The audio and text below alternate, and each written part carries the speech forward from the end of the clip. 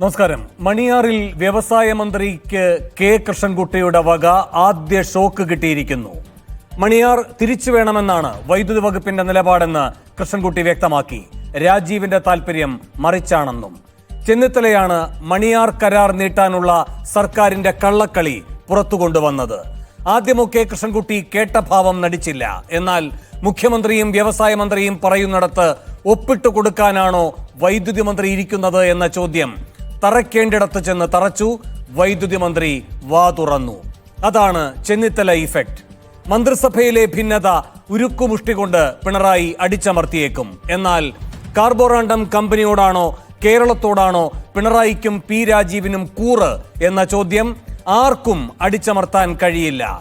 വ്യവസായ സൗഹൃദം എന്ന കള്ളപ്പേച്ച് നടത്തി KSEB-യിൽ നിന്നും പദ്ധതി പിടിച്ചു വാങ്ങാൻ നോക്കുന്ന പി രാജീവും അത് മറക്കേണ്ട. അങ്ങനെ ചെന്നിത്തല തുടക്കി വെച്ച സമരത്തിന്റെ തലം മാറുകയാണോ?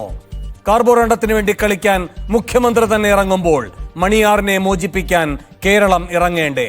ഈ വിഷയമാണ് സ്പെഷ്യൽ എഡിഷൻ ചർച്ച ചെയ്യുന്നത്. മണിയാറിന് ആരു മണി കെട്ടും?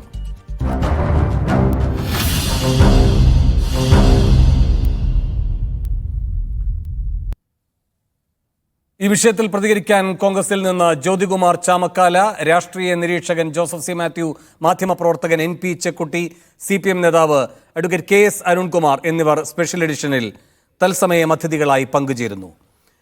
ആദ്യം ശ്രീ ജ്യോതികുമാർ ചാമക്കാല, ഇപ്പോ ഈ വിഷയത്തിൽ മന്ത്രിസഭയിൽ ഒരു ഭിന്നത ഉണ്ടായിരിക്കുന്നു എന്നത് വൈദ്യുതി മന്ത്രിയുടെ പ്രതികരണത്തിൽ നിന്ന് വ്യക്തമല്ലേ? അത് ഒരു കോസ്മെറ്റിക് പ്രതികരണം മാത്രമാണോ? അതല്ല, ഒരു വലിയ പൊതു താല്പര്യത്തിൽ ആ വൈദ്യുതി മന്ത്രി ഊന്നി നിൽക്കും? അതിന്റെ അടിസ്ഥാനത്തിൽ മന്ത്രിസഭയിലെ തീരുമാനം മാറി മറിയുമെന്ന് നിങ്ങൾ കരുതുന്നുണ്ടോ? കാരണം ഇന്ന് ചെന്നിത്തല ആവർത്തിച്ച് പറയുന്നുണ്ടായിരുന്നു വൈദ്യുതി മന്ത്രി ഈ അഴിമതിക്കെതിരെ ഉറച്ച നിലപാടെടുക്കുമോ എന്ന്. അങ്ങനെ ചെന്നിത്തല പാതി വഴിയിൽ ഈ പറയുന്ന കെ കൃഷ്ണൻകുട്ടിയുടെ നിലപാടിന്റെ ദൃഢത പരിശോധിക്കുന്നത് എന്തുകൊണ്ടാണ്?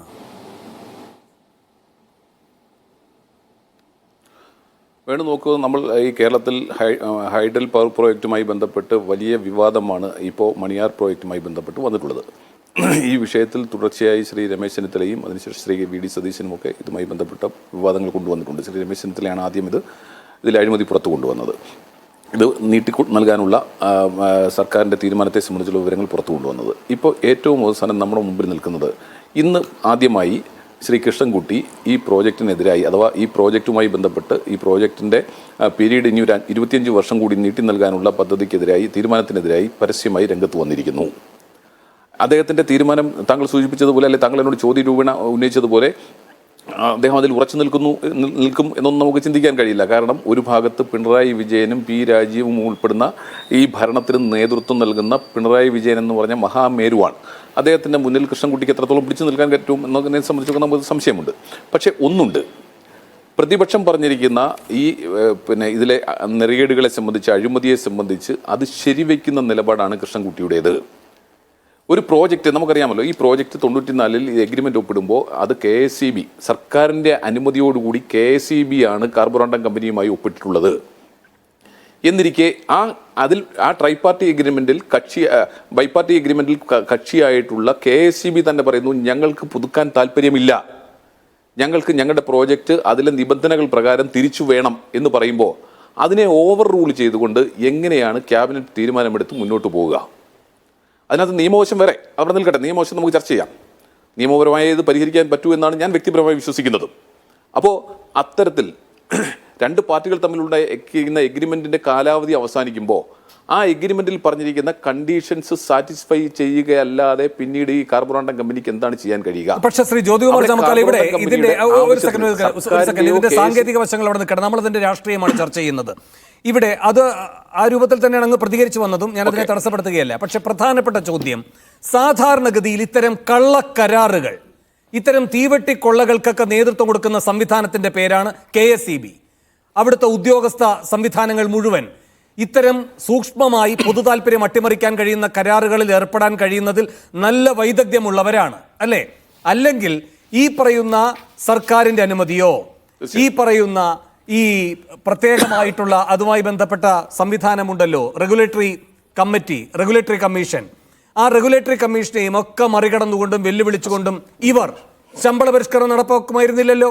സർക്കാരിന്റെ മുൻകൂർ അനുമതിയില്ലാതെ ശമ്പള പരിഷ്കരണം നടപ്പാക്കാൻ കഴിയില്ല. അപ്പോൾ അത്തരം വേന്ദ്ര പരിപാടികളെല്ലാം ചെയ്യാൻ കഴിയുന്ന ആളുകളാണ് ഇവർ. അതുകൊണ്ട് ഇവരാണ് ഈ പറയുന്ന പൊതുതാൽപര്യം അങ്ങേയറ്റം സൂക്ഷിക്കുന്ന കാവലാളുകളെന്ന് പറയാൻ കഴിയില്ല. പക്ഷേ ഇവിടെ വിചിത്രമായൊരു സാഹചര്യം, ആദ്യഘട്ടം മുതൽ ഈ കാർബോറാണ്ടത്തിനെതിരെ വൈദ്യുതി വകുപ്പ് നിലപാടെടുക്കുന്നു. KSEB ചെയർമാനായാലും ബന്ധപ്പെട്ട ഉദ്യോഗസ്ഥരായാലും ഇപ്പോൾ അവരുടെയൊക്കെ നിർബന്ധം കൊണ്ടാകാം ഇപ്പോൾ വൈദ്യുതി മന്ത്രിക്കും ആ നിലപാടെടുക്കേണ്ടി വരുന്നു. ആ സംവിധാനത്തിന്റെ താല്പര്യത്തെ മന്ത്രിയല്ല മുൻ പ്രതിപക്ഷ നേതാവാണ് സംരക്ഷിക്കുന്നത് എന്ന അവസ്ഥ വന്നപ്പോൾ പ്രതിരോധത്തിലായി കൃഷ്ണൻകുട്ടിക്ക് വാ തുറക്കാൻ നിർബന്ധിതമാകേണ്ട സാഹചര്യം വന്നിരിക്കുന്നു. അങ്ങനെ ഒരു പൊതു താല്പര്യം സംരക്ഷിക്കാൻ KSEB മുതിരുന്നത് എന്തുകൊണ്ട്? ഇവിടെ P രാജീവിന്റെ കള്ള താല്പര്യം എന്താണ്? വേണു, P രാജീവിൻ്റെ താല്പര്യത്തെക്കുറിച്ച് ഞാൻ പറയാം. ഞാൻ ഇതിൻ്റെ ഒരു ചെറിയൊരു ബാക്ക്ഗ്രൗണ്ട് എന്ന് പറഞ്ഞിട്ട് ഞാൻ താങ്കൾ ചോദിച്ച ചോദ്യത്തിലേക്ക് തന്നെയാണ് മടങ്ങി വന്നത്. ഈ സംസ്ഥാനത്ത് ഇത്തരത്തിൽ BOT അടിസ്ഥാനത്തിൽ കൊടുത്തിട്ടുള്ള CPP അഥവാ ക്യാപ്റ്റീവ് പവർ പ്രോജക്ട്സ് അത് 2 എണ്ണമാണ് ഉള്ളത്. ഒന്ന് ഇപ്പോൾ പറയുന്ന കാർബോറാണ്ടത്തിൻ്റെയും മറ്റൊന്ന് കുത്തുങ്കൽ പവർ പ്രോജക്റ്റുമായി ബന്ധപ്പെട്ട് കൊടുത്തിട്ടുള്ള ഒരു പ്രോജക്റ്റുമാണ്. ഇത് 12 മെഗാവാട്ട് ആണെങ്കിൽ മറ്റേത് 21 മെഗാവാട്ടാണ്. അടുത്ത വർഷം അതിൻ്റെയും കാലാവധി കഴിയുകയാണ്. ഇത് കൂടാതെ 9 IPP-കളുണ്ട്, അതായത് പിന്നെ ഇൻഡിപെൻഡന്റ് പവർ പ്രോജക്ട്സ് ഉണ്ട്. വരാനിരിക്കുന്ന കാര്യങ്ങളൊക്കെ അവിടെ നിൽക്കട്ടെ. KSEB എന്തുകൊണ്ട് ഈ പൊതു താല്പര്യത്തിന്റെ കാവലാളായി ഇപ്പോൾ വരുന്നു? രാജീവ് എന്തുകൊണ്ട് അതിൽ ബലം പിടിക്കുന്നു? താങ്കൾ ഇത്ര ഞാൻ അതിലേക്ക് താങ്കൾ ഒരു നിമിഷം എനിക്ക് തരൂ. താങ്കൾ എന്തുകൊണ്ടാണ് KSEB ഇതിന് വിരുദ്ധമായി എടുക്കുന്നതിനുള്ള മറുപടി ഞാൻ പറയുന്നത്. അപ്പോൾ ഇനിയുള്ള എല്ലാ ഇത്തരത്തിൽ പറയുന്ന 11 പ്രോജക്റ്റുകളെ സംബന്ധിച്ചും ഇത്തരത്തിൽ എക്സ്റ്റൻഷൻ ചോദിക്കുകയും അതിലൂടെ KSEB പൂട്ടേണ്ട സാഹചര്യം ഉണ്ടാവുകയും ചെയ്യും. ഒരു തർക്കവും വേണ്ട. അപ്പോൾ അതുകൊണ്ടാണ് KSEBയെ സംബന്ധിച്ച് KSEB നിലനിൽക്കണോ എന്നതിന്റെ ചോദ്യം കൂടിയാണിത്. ഇത്തരത്തിൽ വലിയ പ്രോജക്റ്റുകൾ ഹൈഡൽ പവർ പ്രോജക്ട്സ് ഒക്കെ നമുക്കുണ്ട്. പക്ഷെ അതിനപ്പുറത്തേക്ക് ഇത്തരത്തിലുള്ള CPP-യും അതുപോലെ ചോദിച്ചാൽ ഈ സംസ്ഥാനത്ത് ഈ രാജ്യത്ത് ഇല്ലാത്ത ഓക്കെ. ഇനി രാജീവിന്റെ താല്പര്യത്തിലേക്ക് ഞാൻ വരാം. എന്തുകൊണ്ടാണ് ഞാൻ അതല്ലേ തുടങ്ങി വെച്ചത്. ഇവിടെ ഈ എഗ്രിമെന്റ് ഒപ്പിട്ടിരിക്കുന്നത് ഇലക്ട്രിസിറ്റി ബോർഡും അതുപോലെ ഈ കമ്പനിയും തമ്മിലാണെങ്കിൽ രാജീവിന് എന്ത് താല്പര്യം? ആ താല്പര്യത്തെക്കുറിച്ച് പറയേണ്ടത് രാജീവും മുഖ്യമന്ത്രിയുമാണ്. ഈ കാർബോറാണ്ടം കമ്പനിയുടെ മുതലാളി ഇവരെ വന്ന് കണ്ടിട്ടുണ്ടോ? ഗൗരവമുള്ള ചോദ്യമാണ്. മുതലാളിയോ അദ്ദേഹത്തിന്റെ റെപ്രസെന്റേറ്റീവ്സോ മുഖ്യമന്ത്രി ഈ കരാർ എക്സ്റ്റൻഷൻ കൊടുക്കുന്നതിന് തീരുമാനമെടുക്കുന്നതിന് ദിവസങ്ങൾക്ക് മുമ്പ് വന്ന് കണ്ടിരുന്നോ? രാജീവാണ് വ്യക്തമാക്കേണ്ടത്, മുഖ്യമന്ത്രിയാണ് വ്യക്തമാക്കേണ്ടത്. ഇതിന്റെ പിന്നിലെ ഡീൽ എത്ര കോടി രൂപയുടേതാണ് വ്യക്തമാക്കേണ്ടത് മുഖ്യമന്ത്രിയും P രാജീവുമാണ്. ഇതിന്റെ പിന്നിൽ അഴിമതിയാണ്. വേണു, ഒരു സംശയവും വേണ്ട. ഇതിന്റെ പിന്നിൽ അഴിമതി തന്നെയാണ്, പറയുന്നതിന് വഴിയുമില്ല. ഈ മുരുക ഗ്രൂപ്പിന്റെ ആളുകൾ വന്ന് ഇവരെ കണ്ടിട്ടുണ്ടോ എന്നത് നിങ്ങളുടെ സംശയമാണോ? അതല്ല നിങ്ങൾക്ക് ബോധ്യമുണ്ട്, അത് ആ കൂട്ടർ തന്നെ സ്ഥിരീകരിക്കട്ടെ എന്ന വെല്ലുവിളിയോ? അക്കൂട്ടർ ആദ്യം സ്ഥിരീകരിക്കട്ടെ, ബാക്കി ഞങ്ങൾ പിന്നീട് പറയാം. അതിനെ സംബന്ധിച്ചുള്ള തെളിവുകൾ ഞങ്ങൾ പുറത്തുവിടാം.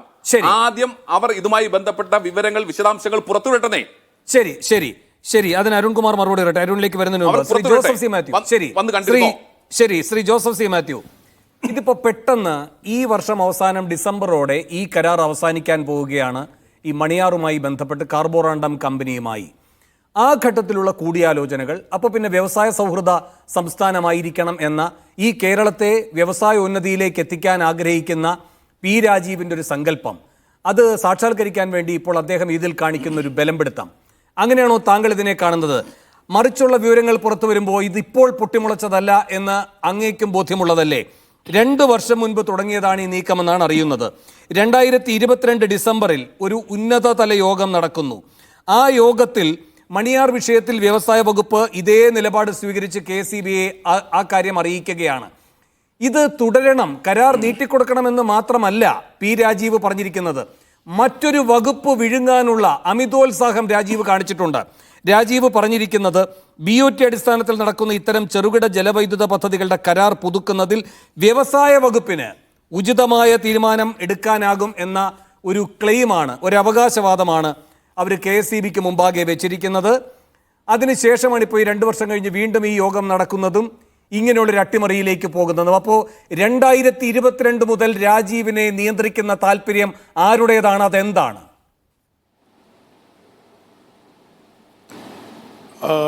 വേണു, ചോദ്യം വളരെ പൊളിറ്റിക്കലായിട്ടുള്ളൊരു ചോദ്യമായതുകൊണ്ട് അതിന് മറുപടി പറഞ്ഞുകൊണ്ട് നമുക്ക് ഇതിലേക്ക് വരാമെന്നാണ് ഞാൻ വിചാരിക്കുന്നത്. ഒന്ന്, നമ്മൾ ഈ സർക്കാർ രണ്ടാം പിണറായി സർക്കാർ അധികാരത്തിൽ വന്നപ്പോൾ മുതൽ ഏതാണ്ട് ഇതിനുള്ള ഒരു നീക്കം ആരംഭിക്കുകയും നിങ്ങൾ പറഞ്ഞ 22 അവസാനം നടന്നത് 3 മന്ത്രി മുഖ്യമന്ത്രിയുടെ സാന്നിധ്യത്തിൽ വ്യവസായ ഇലക്ട്രിസിറ്റി മന്ത്രിമാർ കൂടി ചേർന്നുള്ളൊരു മീറ്റിംഗാണ് ഈ 2022 ഡിസംബറിൽ നടക്കുന്നത്. അതിനും വളരെ മുമ്പ് തന്നെ ഇവർ വ്യവസായ മന്ത്രിയും മുഖ്യമന്ത്രിയും ഒക്കെ കാണുന്ന നടപടികൾ നേരത്തെ തന്നെ ആരംഭിച്ചിട്ടുണ്ട്. സാധാരണഗതിയിൽ ഇങ്ങനൊരു പദ്ധതി ചർച്ച ചെയ്യാനായി വ്യവസായ വകുപ്പ് മന്ത്രി അവിടെ വരേണ്ട കാര്യമില്ല. ഒരു വ്യവസായ സ്ഥാപനം അതിൽ ഇൻവോൾവ് ആണെന്നുള്ളത് ശരിയാണ്.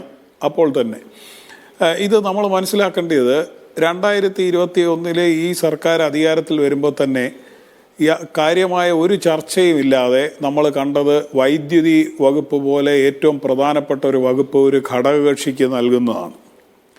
ഇത് CPM-ൻ്റെ സംസ്ഥാന സെക്രട്ടേറിയറ്റ് ഉൾപ്പെടെ ചർച്ച ചെയ്തെടുത്ത ഒരു തീരുമാനമാണെന്ന് ഞാൻ കരുതുന്നില്ല. ഇതിൻ്റെ ബാക്കിയാണ് ഒരു ആക്ഷേപമുണ്ട്. അത് വളരെ സുപ്രധാനമായ ഒരു വകുപ്പാണ് ഇത് കൈമാറിയത്. നിങ്ങൾക്ക് വിദ്യാഭ്യാസ വകുപ്പ് VS ഗവൺമെൻറ്റിൻ്റെ സമയത്ത് ഘടകകക്ഷികളിൽ നിന്ന് ഏറ്റെടുക്കുകയും അതിനു മുമ്പുള്ള CPM ഇവിടുത്തെ പഠന കോൺഗ്രസിൽ നടന്ന ചർച്ചകളുമൊക്കെ നമുക്കറിയാവുന്നതാണ്. ഇത്തരം സുപ്രധാനമായ വകുപ്പുകൾ അങ്ങനെ ഘടകകക്ഷിക്ക് കൊടുക്കാൻ പറ്റില്ല എന്നുള്ളൊരു ആശയത്തിൽ നിന്ന് വിദ്യുച്ഛക്തി വകുപ്പ് പോലെ വളരെ പ്രധാനപ്പെട്ട ട്രേഡ് യൂണിയനുകൾക്ക് വളരെ വലിയ സേ ഉണ്ടായിരുന്ന CPM-ൻ്റെ വളരെ പ്രധാനപ്പെട്ട നേതാക്കന്മാർക്ക് വലിയ താല്പര്യം ഉണ്ടായിരുന്ന നമ്മൾ ബാലാനന്ദൻ MM ലോറൻസ് ഒക്കെ നമുക്കറിയാം. അപ്പോൾ ഇത് ഒരു ഘടകകക്ഷിക്ക് കൊടുക്കുന്നതിൽ തന്നെ ഇത്തരം ചില കാര്യങ്ങളുണ്ട്. അതിൻ്റെ ഒരു തുടർച്ച എന്നോളമാണ് നമ്മൾ ഓഫീസേഴ്സ് അസോസിയേഷൻ്റെ നേതൃത്വത്തിൽ നടന്ന സമരത്തെ കാണേണ്ടത്. ആ സമരം എങ്ങനെയാണ് നേരിടപ്പെട്ടതെന്നും ഈ നേതാക്കന്മാരെങ്ങനെയാണ് തെരുവിൽ അപഹസിക്കപ്പെട്ടതെന്നും ഒക്കെ ഉള്ളത് ഇതിൻ്റെ ബാക്കി പത്രമായി സംഭവിച്ചതും കൂടിയാണ്. ഇപ്പം മറ്റു പല കാര്യങ്ങൾ അതിലുണ്ടാവാം. പക്ഷേ ഇതാണ് അതിൻ്റെ ഒരു രാഷ്ട്രീയ പശ്ചാത്തലമായി ഞാൻ മനസ്സിലാക്കിയിട്ടുള്ളത്. അതിലിങ്ങനത്തെ കാരാപ്പാറ കുരിയാർകുറ്റി പദ്ധതിയും ഇതുപോലത്തെ പദ്ധതികളും ഒക്കെ ഉണ്ട്. ഇപ്പോൾ വൈദ്യുതി വകുപ്പ് മന്ത്രി പരസ്യമായി വന്ന് പറഞ്ഞത് ഈ രക്തത്തിൽ എനിക്ക് പങ്കില്ല എന്ന് പറഞ്ഞ് കൈ കഴുകി കാണിക്കലാണ് നമ്മൾ ഇന്ന് കണ്ടത്.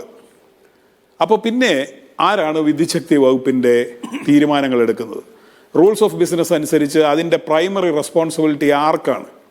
അദ്ദേഹം ഇന്ന് പറഞ്ഞതിൻ്റെ വേറൊരർത്ഥം റൂൾസ് ഓഫ് ബിസിനസ് അനുസരിച്ച് പ്രവർത്തിക്കാൻ വൈദ്യുതി വകുപ്പിന് കഴിയുന്നില്ല എന്നും കൂടിയാണ്.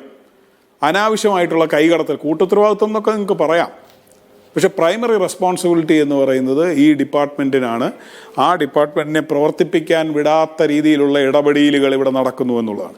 അതുകൊണ്ട് അത് രാജീവിൽ മാത്രം കെട്ടുന്നത് ശരിയാവില്ല എന്നാണ് ഞാൻ പറഞ്ഞുകൊണ്ടിരുന്നത്. ഒരു തരത്തിലും വ്യവസായ വകുപ്പിൻ്റെയോ വ്യവസായ വകുപ്പ് മന്ത്രിയുടെയോ ഒരു റോളിനെ മാറ്റി നിർത്തിക്കൊണ്ടല്ല ഞാൻ പറയുന്നത്. ഇതിൻ്റെ പ്രധാനപ്പെട്ട താല്പര്യം ഈ വകുപ്പ് മാറ്റം മുതലുള്ളത് നമ്മൾ ചിന്തിച്ചാൽ ഇത് വൈദ്യുതി വകുപ്പിൽ നടക്കുന്നുണ്ട്, മറ്റ് പല വകുപ്പിലും നടക്കുന്നുണ്ട്, വൈദ്യുതി വകുപ്പിൽ തീർച്ചയായിട്ടും നടക്കുന്നുണ്ട്. ഈ മണിയാർ പദ്ധതിയുടെ കാര്യത്തിൽ നമ്മൾ ഒരു കാര്യം മാത്രം ആലോചിച്ച് നോക്കൂ. 90 ആ സമയത്തുള്ള നയനാർ ഗവൺമെൻറ്റിൻ്റെ തീരുമാനത്തിൻ്റെ ഫലമായിട്ട് ഇങ്ങനെ ഒരു കരാറിൽ ഏർപ്പെടുന്നു. BOT അടിസ്ഥാനത്തിലാണ് കരാർ എന്ന് പറഞ്ഞാൽ build on operate and transfer. അപ്പോൾ KSEB അല്ലെങ്കിൽ പൊതു താല്പര്യം, സംസ്ഥാന താല്പര്യം എന്താണ്? അവർ നിർമ്മിക്കും, അവർ അത് ഓൺ ചെയ്യും, അവരത് ഓപ്പറേറ്റ് ചെയ്യും 30 വർഷം. അതിന് ശേഷം അത് നമുക്ക് ലഭിക്കും. ഈ നമുക്ക് ലഭിക്കുമെന്നുള്ള ട്രാൻസ്ഫർ മാത്രമാണ് സംസ്ഥാനത്തിൻ്റെ താല്പര്യം അല്ലെങ്കിൽ KSEBയുടെ താല്പര്യം സംരക്ഷിക്കുന്ന അതിലെ ഒരു കമ്പോണൻറ്റ്. KSEBയുടെ നോട്ടിൽ പറയുന്നത് ഇതിൻ്റെ ആയുഷ്കാലം എന്ന് പറയുന്നത് 40 വർഷമാണ്. അപ്പോൾ 40 എന്ന് പറയുന്നത് തിയറട്ടിക്കലാണ്, കുറച്ചുകൂടെ ഒക്കെ സ്പിൽ ഓവർ ചെയ്ത് പോവാം. അപ്പോൾ അത് അവിടെ നിന്ന് നോക്കുമ്പോൾ ഇത് ഇവർ പറയുന്നത് എന്താണ്? ഈ പദ്ധതി BOO മാത്രം, ബൂ എന്ന് പറയുന്ന പോലെ ബിൽഡ് ഓൺ ഓപ്പറേറ്റ് മാത്രമാണെന്നാണ് പറയുന്നത്. എന്ന് പറഞ്ഞാൽ നമുക്ക് മെച്ചമുള്ള ഒന്നും ഇതിലില്ല. അപ്പോൾ അന്നത്തെ കരാർ 30 വർഷത്തേക്ക് നമ്മൾ കൊടുക്കുമ്പോൾ നമുക്കുണ്ടായിരുന്ന നേട്ടം ഈ ട്രാൻസ്ഫറാണ്. ഇന്ന് ലഭിക്കേണ്ട ഈ 2024 നമുക്ക് അത് നിരുപാധികം ഏൽപ്പിച്ചു തരേണ്ട ട്രാൻസ്ഫറാണ് നമുക്കുള്ള നേട്ടം.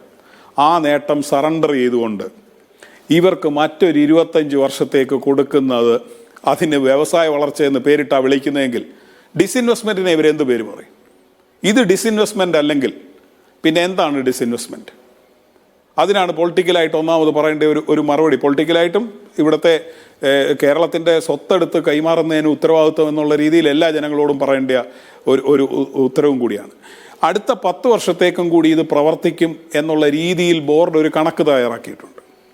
ആ കണക്കിൽ പറയുന്നത് 10 വർഷത്തേക്ക് കൂടിയേ പ്രവർത്തിക്കത്തുള്ളൂ എങ്കിൽ ഇതുവരെയുള്ള വരവും ചെലവും എല്ലാം കണക്ക് കൂട്ടിയിട്ട് ബോർഡ് പറയുന്നത് 139.53 മറ്റാണ്, 139-140 കോടി രൂപയുടെ നഷ്ടം എന്നാണ്.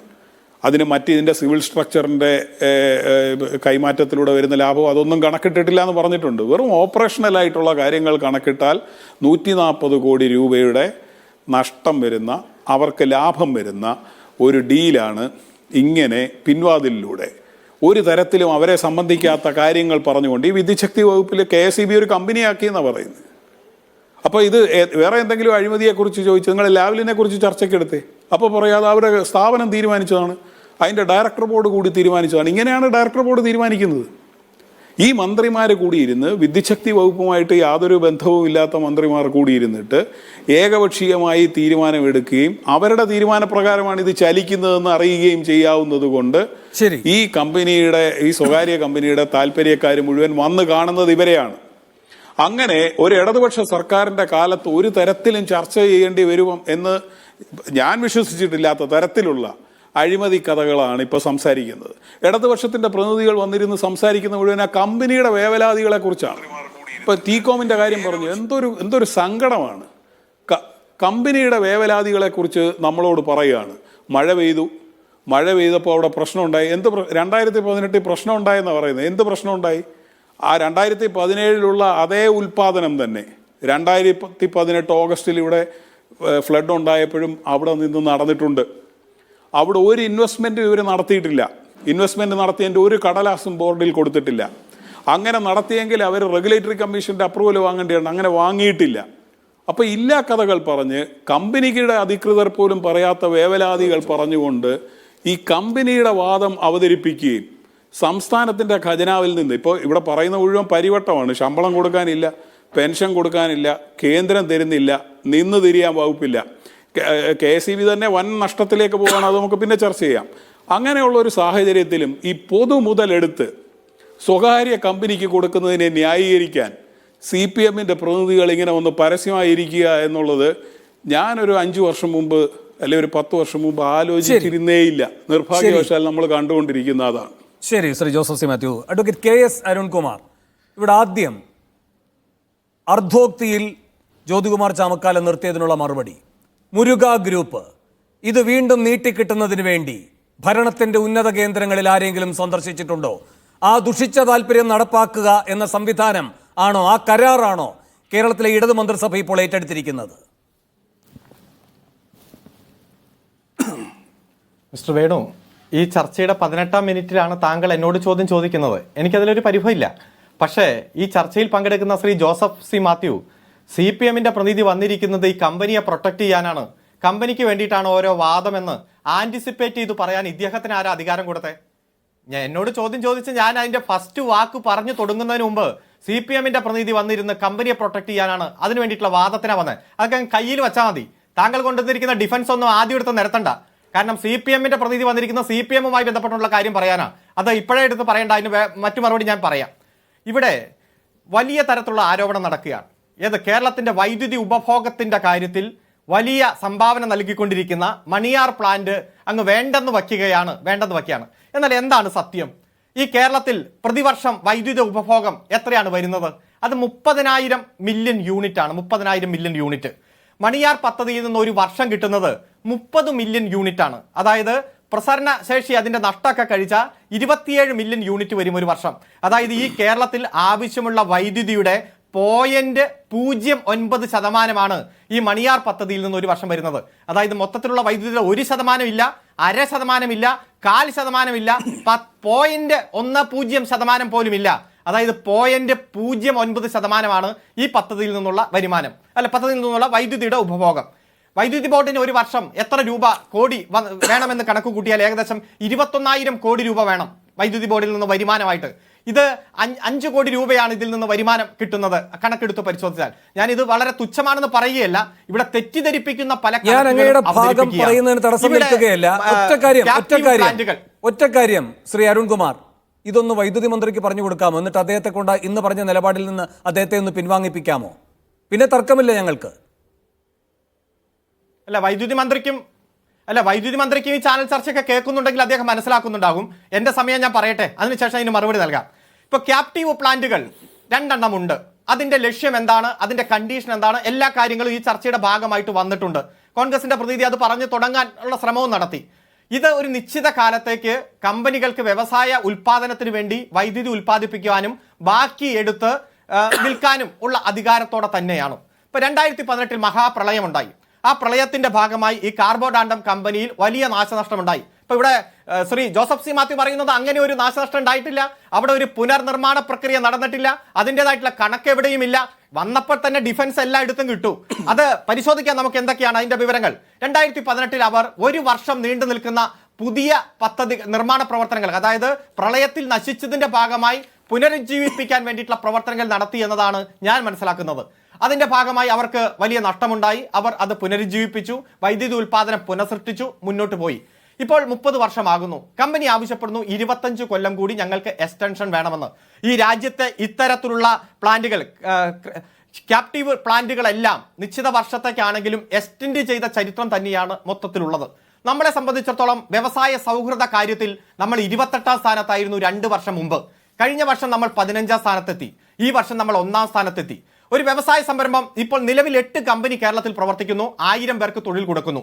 അവർ പറയുകയാണ് ഞങ്ങൾ പുതുതായി 7 സ്ഥാപനം കേരളത്തിൽ ആരംഭിക്കാൻ പോകുന്നു, 1000-കണക്കിന് ആളുകൾക്ക് 10,000-കണക്കിന് ആളുകൾക്ക് തൊഴിൽ കൊടുക്കാൻ കഴിയും. Expansion of alumina fusion facility എടപ്പള്ളിയിൽ ആരംഭിക്കാൻ പോകുന്നു. Expansion of SIG production facility കൊരട്ടിയിൽ ആരംഭിച്ചിരിക്കുന്നു. New grain process plant at SEZ എടപ്പള്ളിയിൽ ഈ സ്പെഷ്യൽ എക്കണോമിക് സോണിൽ ആരംഭിച്ചിരിക്കുന്നു. അതുപോലെ ന്യൂ സോളാർ പ്ലാന്റ് കളമശ്ശേരിയിൽ ആരംഭിച്ചിരിക്കുന്നു. ഹൈ പ്യൂരിറ്റി സൈലോൺ കാർബൈഡ് ആരംഭിച്ചിരിക്കുന്നു. അതുപോലെ ബോറോൺ കർബാഡിയ ഗ്രാഫൈഡ് 7 പുതിയ കമ്പനികൾ ആരംഭിച്ചിരിക്കുകയാണ്. അതുകൊണ്ട് ഞങ്ങൾക്ക് ഈ വ്യവസായ സൗഹൃദ കേരളത്തിൽ കൂടുതൽ സംരംഭങ്ങൾ ആരംഭിച്ച് മുന്നോട്ട് പോകാൻ വൈദ്യുതിയുടെ കാര്യത്തിൽ ആരംഭിച്ച ഈ കരാർ ഒന്ന് എക്സ്റ്റെൻഡ് ചെയ്യണമെന്ന് ആ കമ്പനി ആവശ്യപ്പെടുന്നു. അതുകൊണ്ട് കേരളത്തിന്റെ വിശാലമായിട്ടുള്ള കാഴ്ചപ്പാട് എന്താണോ അത് ഊന്നൽ കൊടുത്തുകൊണ്ട് മന്ത്രിസഭ അതിൽ ഉചിതമായിട്ടുള്ള തീരുമാനമെടുക്കും. അല്ലല്ല, ഈ മുരുക ഗ്രൂപ്പ് ഈ പട്ടിക നൽകിയിരിക്കുകയാണോ? ഇത്രയും സംരംഭങ്ങൾ, ചിലത് തുടങ്ങാൻ പോകുന്നു, ചിലത് തുടങ്ങിയിരിക്കുന്നു, ഇതിന്റെയൊക്കെ സുഗമമായുള്ള മുന്നോട്ട് പോക്കിന് മണിയാർ ഞങ്ങൾക്ക് വേണം, ഇതാണോ ഡീല്? അതല്ല, ആ പുതിയ ഒരു വ്യവസായ സൗഹൃദ കേരളം എന്ന് പറഞ്ഞാൽ നമുക്കറിയാം, ഒരു വ്യവസായ സൗഹൃദ രാജ്യം എന്ന് പറഞ്ഞാൽ റോഡ് സൗകര്യവും വൈദ്യുതിയും സൗജന്യമായി സംസ്ഥാന ഗവൺമെന്റുകൾ കൊടുത്ത് പല വ്യവസായ സ്ഥാപനങ്ങളെയും ആകർഷിക്കുന്ന പദ്ധതി നാം കാണുകയാണ്. ഇപ്പൊ കുറച്ചു കാലം മുമ്പ്, 2 കൊല്ലം മുമ്പ് കേരളത്തിലെ ഒരു വ്യവസായി അങ്ങ് പോയി തെലങ്കാനയിലേക്ക്. എന്താണ് അവിടെ? റോഡ് ഫ്രീ ആണ്, വൈദ്യുതി ഫ്രീ ആണ്, മറ്റ് സൗകര്യങ്ങൾ ഫ്രീ ആണ്. ഇതൊന്നും കേരളത്തിലില്ല. ഈസ് ഓഫ് ഡൂയിങ് ബിസിനസ്സിൽ കേരളം 28ാം സ്ഥാനത്താണെന്ന് പറഞ്ഞ് അദ്ദേഹം പോയേ. നമ്മളിപ്പോ 1ാം സ്ഥാനത്തെത്തി. വലിയ വിപ്ലവകരമായിട്ടുള്ള മുന്നേറ്റം 2 കൊല്ലത്തിനിടയിൽ ഉണ്ടായി. വ്യവസായം ആനുകൂല്യം എന്ന് പറഞ്ഞാൽ വൈദ്യുതി രംഗത്തുണ്ടാകും. അല്ല, ഒരു സെക്കൻഡ്. ഒന്നാമത് നമുക്ക് ഇപ്പോ ഈ ഭൗതിക സ്വത്തുക്കളുടെ സ്കേഴ്സിറ്റി കേരളത്തെ സംബന്ധിച്ച് സവിശേഷമാണ്. അത് ഭൂമിശാസ്ത്രപരവും കൂടിയാണ്. അതുകൊണ്ടാണ് നമുക്ക് വലിയ വ്യവസായങ്ങൾ ഇവിടെ ഇല്ലാത്തത്. അതുകൊണ്ട് തന്നെ ഏത് സംരംഭകർ വന്നാലും നാം മറ്റ് സംസ്ഥാനങ്ങളൊക്കെ അധിക ഭൂമി വിട്ടുകൊടുക്കുന്ന പോലെ വിട്ടുകൊടുക്കാതിരിക്കുന്നതും എന്തുകൊണ്ടാണ്? അത് നമ്മുടെ ഒരു സവിശേഷത കൊണ്ടാണ്, അല്ലേ? അത് നമ്മുടെ ഒരു പരിമിതിയും കൂടിയാണ്. അതുകൊണ്ടാണ് നമുക്ക് ഈ വൻകിട വ്യവസായങ്ങളുടെ സാധ്യതകളിലേക്കൊന്നും പോകാൻ കഴിയാത്തത്. അതുപോലെ തന്നെ ദൗർലഭ്യം നേരിടുന്ന ഒരു മേഖലയാണ് നമ്മെ സംബന്ധിച്ച് വൈദ്യുതി. ജനങ്ങളാണിപ്പോൾ അതിൻ്റെ മുഴുവൻ അധിക ഭാരവും അനുഭവിച്ചുകൊണ്ടിരിക്കുന്നത്. ആ ഘട്ടത്തിൽ 5 പൈസ കുറയ്ക്കാൻ കഴിയുമെങ്കിൽ അത് പ്രധാനം തന്നെയാണ്. അതാണെങ്കിൽ ഈ മണിയാറുമായി ബന്ധപ്പെട്ട് പറഞ്ഞത് മൊത്തത്തിലൊരു കണക്കെടുത്തുകൊണ്ട് ഞാൻ ആ തർക്കത്തിലേക്ക് പോകുന്നില്ല. അങ്ങേക്ക് വേണമെങ്കിൽ അതിന് മറുപടി പറയാം. പക്ഷെ പ്രധാനപ്പെട്ട ചോദ്യം ഇതാണ്. ഇവിടെ കൊരട്ടിയിൽ KSEB ഇവർക്ക്, എൻ്റെ മനസ്സിലാക്കലിൽ പിഴവുണ്ടെങ്കിൽ അങ്ങ് തിരുത്തണം, കൊരട്ടിയിൽ ഈ മുരുക ഗ്രൂപ്പിൻ്റെ സംരംഭത്തിന് KSEB വൈദ്യുതി നൽകുന്നു. അതിന് പകരമായി മണിയാറിൽ അവർ വൈദ്യുതി ഉൽപ്പാദിപ്പിച്ച് KSEBക്ക് നൽകുന്നു. ഇങ്ങനെയാണോ ആ സംവിധാനം പ്രവർത്തിച്ചു വന്നത്? അവിടെ നിന്നുള്ള സൗജന്യത്തിന് ഇവിടെ അതിന് പരിഹാരമായ സൗജന്യം നൽകുക, ഇതായിരുന്നോ ഈ കരാർ? ഇനി ഈ മണിയാറങ്ങ് കൈവിട്ടു പോയാൽ മുരുക ഗ്രൂപ്പ് ഉടനെ എല്ലാം നിർത്തിയങ്ങ് പോകും എന്ന ഒരു സാങ്കല്പികമായ ഉത്കണ്ഠ എന്തിനാണ് നിങ്ങൾ വരുത്തുന്നത്? അവിടെയാണ് നിങ്ങൾ ഏത് ആളുകൾക്ക് വേണ്ടിയാണ് വാദിക്കുന്നത് എന്ന് ജോസഫ് സി മാത്യു പറഞ്ഞത് പ്രസക്തമാകുന്നത്. കാരണം പാലക്കാട് ഇവർക്ക് മറ്റൊരു സംരംഭമുണ്ടല്ലോ, അത് ഈ മണിയാറിന്റെ ബലത്തിലല്ലല്ലോ പ്രവർത്തിക്കുന്നത്. അപ്പോൾ ഇനിയും അവർ നവീനമായ സംരംഭങ്ങൾ കൊണ്ടുവരുന്നുവെങ്കിൽ അതെല്ലാം മണിയാറുമായി കച്ചവടം നടത്തിക്കൊണ്ട് തന്നെ ആകാവൂ എന്നത് അവരുടെ നിർബന്ധ ബുദ്ധിയാണ് എങ്കിൽ അതിൽ അവരുടെ ഒരു നിക്ഷിപ്ത താല്പര്യവും ഉണ്ടാകും. ആ ഭാഗത്തെ പൊതു താല്പര്യമാണ് രമേശ് ചെന്നിത്തല ഉന്നയിക്കുന്നത്, വൈദ്യുതി മന്ത്രിക്ക് ബോധ്യമായിരിക്കുന്നത്. ഇവിടെ ഏത് പുതിയ സംരംഭം വന്നാലും എതിർക്കുക എന്നത് ശൈലിയാക്കി തൊഴിലാക്കി മാറ്റിയവരാണല്ലോ പ്രതിപക്ഷ നേതാവ്. ക്യാമറ വന്നപ്പോഴും ജലമെട്രോ വന്നപ്പോഴും ഫോൺ വന്നപ്പോഴും എല്ലാം ഹൈക്കോടതിയിൽ പോയി കേസ് കൊടുത്തതാണ് അഴിമതിയാണെന്ന് പറഞ്ഞ്. അവസാനം പ്രതിപക്ഷ നേതാവിനോട് ബഹുമാനപ്പെട്ട കേരള ഹൈക്കോടതി പറഞ്ഞു, രാഷ്ട്രീയ ധാർമ്മികത എന്നത് ഭരണപക്ഷത്തു നിന്നും പ്രതീക്ഷിച്ചാൽ പോരാ, പ്രതിപക്ഷ നേതാവും അത് ഉണ്ടെന്ന് പറഞ്ഞ് അഫിഡവിറ്റ് ഫയൽ ചെയ്യാൻ പറഞ്ഞു. അതിനുശേഷം ഹൈക്കോടതിയുടെ പരിസരത്തേക്ക് അദ്ദേഹം പോയില്ല. അതുകൊണ്ട് ഇപ്പോഴത്തെ പ്രതിപക്ഷ നേതാവും പഴയ പ്രതിപക്ഷ നേതാവും പറയുന്നത് അതൊരു വേദവാക്യമായിട്ട് നമ്മൾ എടുക്കേണ്ടതില്ല, എഴുതാപ്പുറം വായിക്കേണ്ടതില്ല. മന്ത്രിസഭ തീരുമാനിക്കട്ടെ. കേരളത്തിന്റെ വിശാലമായിട്ടുള്ള കാഴ്ചപ്പാട് അത് വ്യവസായ വികസനമായാലും വൈദ്യുതി മേഖലയിലെ ബന്ധപ്പെട്ടുകൊണ്ടല്ല. അല്ല ഞാൻ പറയട്ടെ മിസ്റ്റർ, അത്തരത്തിൽ വിശാലമായിട്ടുള്ള താല്പര്യം എടുത്ത് കേരളത്തിന്റെ മന്ത്രിസഭ അതുമായി ബന്ധപ്പെട്ടുകൊണ്ടുള്ള എല്ലാ സംസ്ഥാനങ്ങളും റോഡും വൈദ്യുതിയും മുരുക ഗ്രൂപ്പിന്റെ ആളുകൾ വന്ന് കണ്ടിട്ടുണ്ടോ? അത് പറയേണ്ട ആള് ഞാനല്ലല്ലോ. നിങ്ങൾ അത് അല്ല, അതിന്റെ ഒരു വശത്ത് സർക്കാർ പറഞ്ഞു തെളിവ് കയ്യിലുണ്ടെന്ന് പറഞ്ഞാൽ പോരെ. അല്ല, ഇത് കൃത്യമായി തങ്ങൾക്ക് 25 വർഷത്തേക്ക് കൂടി എക്സ്റ്റൻഷൻ വേണമെന്നുള്ള ആപ്ലിക്കേഷൻ ഗവൺമെന്റിന് കിട്ടി. അത് അണ്ടർ കൺസിഡറേഷനിലാണ്. അത് മന്ത്രിസഭ തീരുമാനിക്കും. അല്ലാതെ ആരെ വന്ന് കണ്ടു എന്ന് തെളിവുള്ള ആളോട് ചോദിക്കൂ മിസ്റ്റർ. അദ്ദേഹം അത് പുറത്തുവിട്ടാൽ നമുക്ക് എല്ലാവർക്കും കാണാമല്ലോ. ഇത്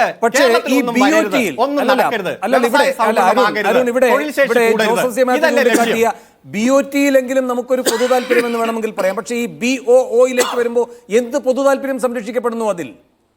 മാത്രമല്ല നിങ്ങളിപ്പോ അവര് അത് കൊണ്ടുവരും, അവർ ഇത് കൊണ്ടുവരും എന്നൊക്കെ പറയുമ്പോൾ അരുൺകുമാർ മനസ്സിലാക്കേണ്ട ഒരു കാര്യമുണ്ട്.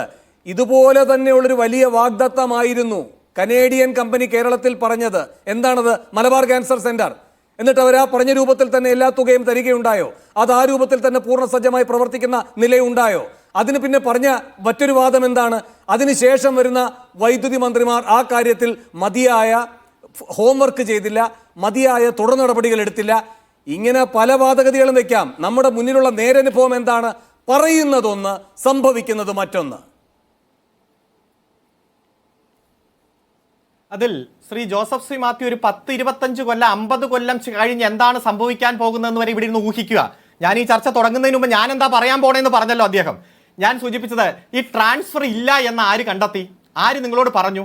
30 കൊല്ലം എന്നുള്ളത് എക്സ്റ്റെൻഡ് ചെയ്യണം എന്നുള്ള ഒരു അപേക്ഷ കിട്ടിയിരിക്കുന്നു. പ്രത്യേകിച്ച് ഈ കേരളത്തിന്റെ ചരിത്രത്തിലെ ഏറ്റവും വലിയ പ്രകൃതി ദുരന്തമുണ്ടായി അവർക്ക് അവരുടെ എല്ലാ തരത്തിലുള്ള മിഷനറിയും റീപ്ലാന്റ് ചെയ്യേണ്ടി വന്ന ഒരു സാഹചര്യം വന്നപ്പോൾ അവരൊന്ന് എക്സ്റ്റെൻഡ് ചെയ്യാനായിട്ട് അവരുടേതായിട്ടുള്ള ഒരു ആവശ്യം, അത് പരിഗണിക്കണമോ വേണ്ടയോ, എത്ര വർഷം എക്സ്റ്റെൻഡ് ചെയ്യണം എന്നുള്ളത് അത് മന്ത്രിസഭയ്ക്ക് വിട്. അത് ജോസഫ് സി മാത്യു അല്ലല്ലോ തീരുമാനിക്കേണ്ടത്, അത് കോൺഗ്രസിന്റെ പ്രതിനിധി അല്ലല്ലോ തീരുമാനിക്കേണ്ടത്. ആ മന്ത്രിസഭാ തീരുമാനം വരുമ്പോൾ എന്താണ് അത്തരത്തിലൊരു തീരുമാനത്തിലേക്ക് മന്ത്രിസഭ പോയത് എന്ന് അതിൽ തന്നെ ഒരു വ്യാഖ്യാനം ഉണ്ടാവും, ഒരു എക്സ്പ്ലനേഷൻ ഉണ്ടാവും.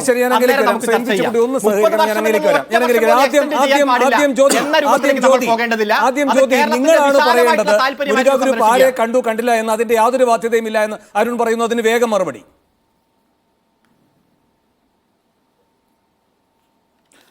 വേണു, ഞാൻ ഇതിന് കൃത്യമായി ഈ പറഞ്ഞതിനെല്ലാം മറുപടി പറഞ്ഞു പോകുന്നതാവും നല്ലത്. ശ്രീ ചേക്കുട്ടിയോട് താങ്കൾക്ക് എന്തെങ്കിലും ചോദിക്കാനുണ്ടെങ്കിൽ അതിനുശേഷം വരുന്നതാവും നല്ലത്. ഞാൻ അതെല്ലാം ചേർത്ത് സംസാരിച്ചോളാം.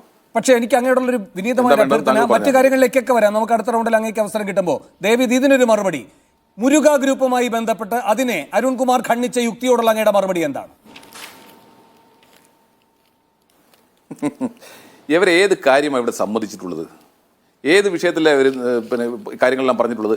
എന്തുകൊണ്ടാണ് ഈ തീരുമാനമെടുത്ത്? ഞാൻ ചോദിക്കട്ടെ, ഇതിന് തൊട്ട് മുമ്പ് പിന്നെ വിവാദമായ മറ്റൊരു വിഷയമുണ്ടല്ലോ, ആ വിഷയത്തിൽ ക്യാബിനറ്റിൽ തീരുമാനമെടുത്തിട്ട് എന്താ പറയുന്നത്, നമ്മുടെ സ്മാർട്ട് സിറ്റിയുമായി ബന്ധപ്പെട്ട് കേരളം ഏറ്റവും കൂടുതൽ ചർച്ച ചെയ്ത ഒരു വിഷയമായിരുന്നില്ലേ?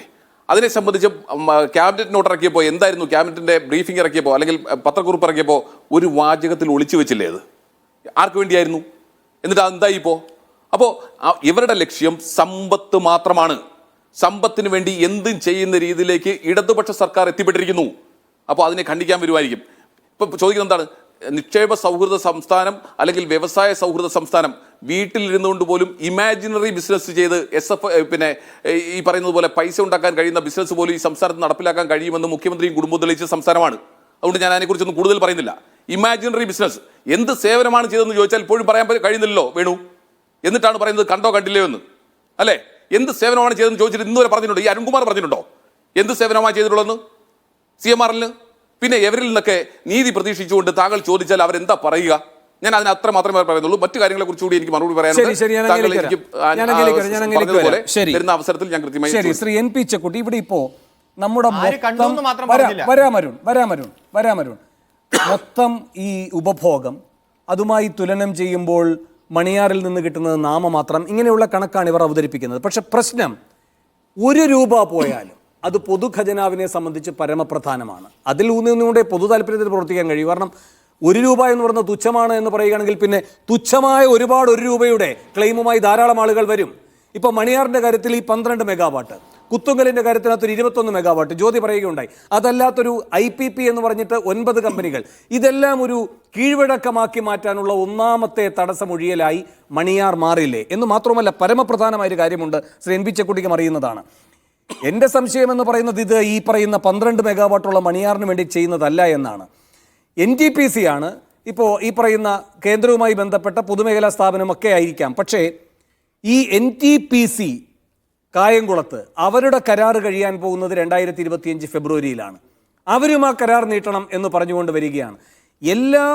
എല്ലാ മാസവും ഈ പറയുന്ന കോടിക്കണക്കിന് രൂപ നമ്മൾ അങ്ങോട്ടേക്ക് കൊടുക്കാൻ ബാധ്യതപ്പെട്ട ഒരു കരാറാണ്.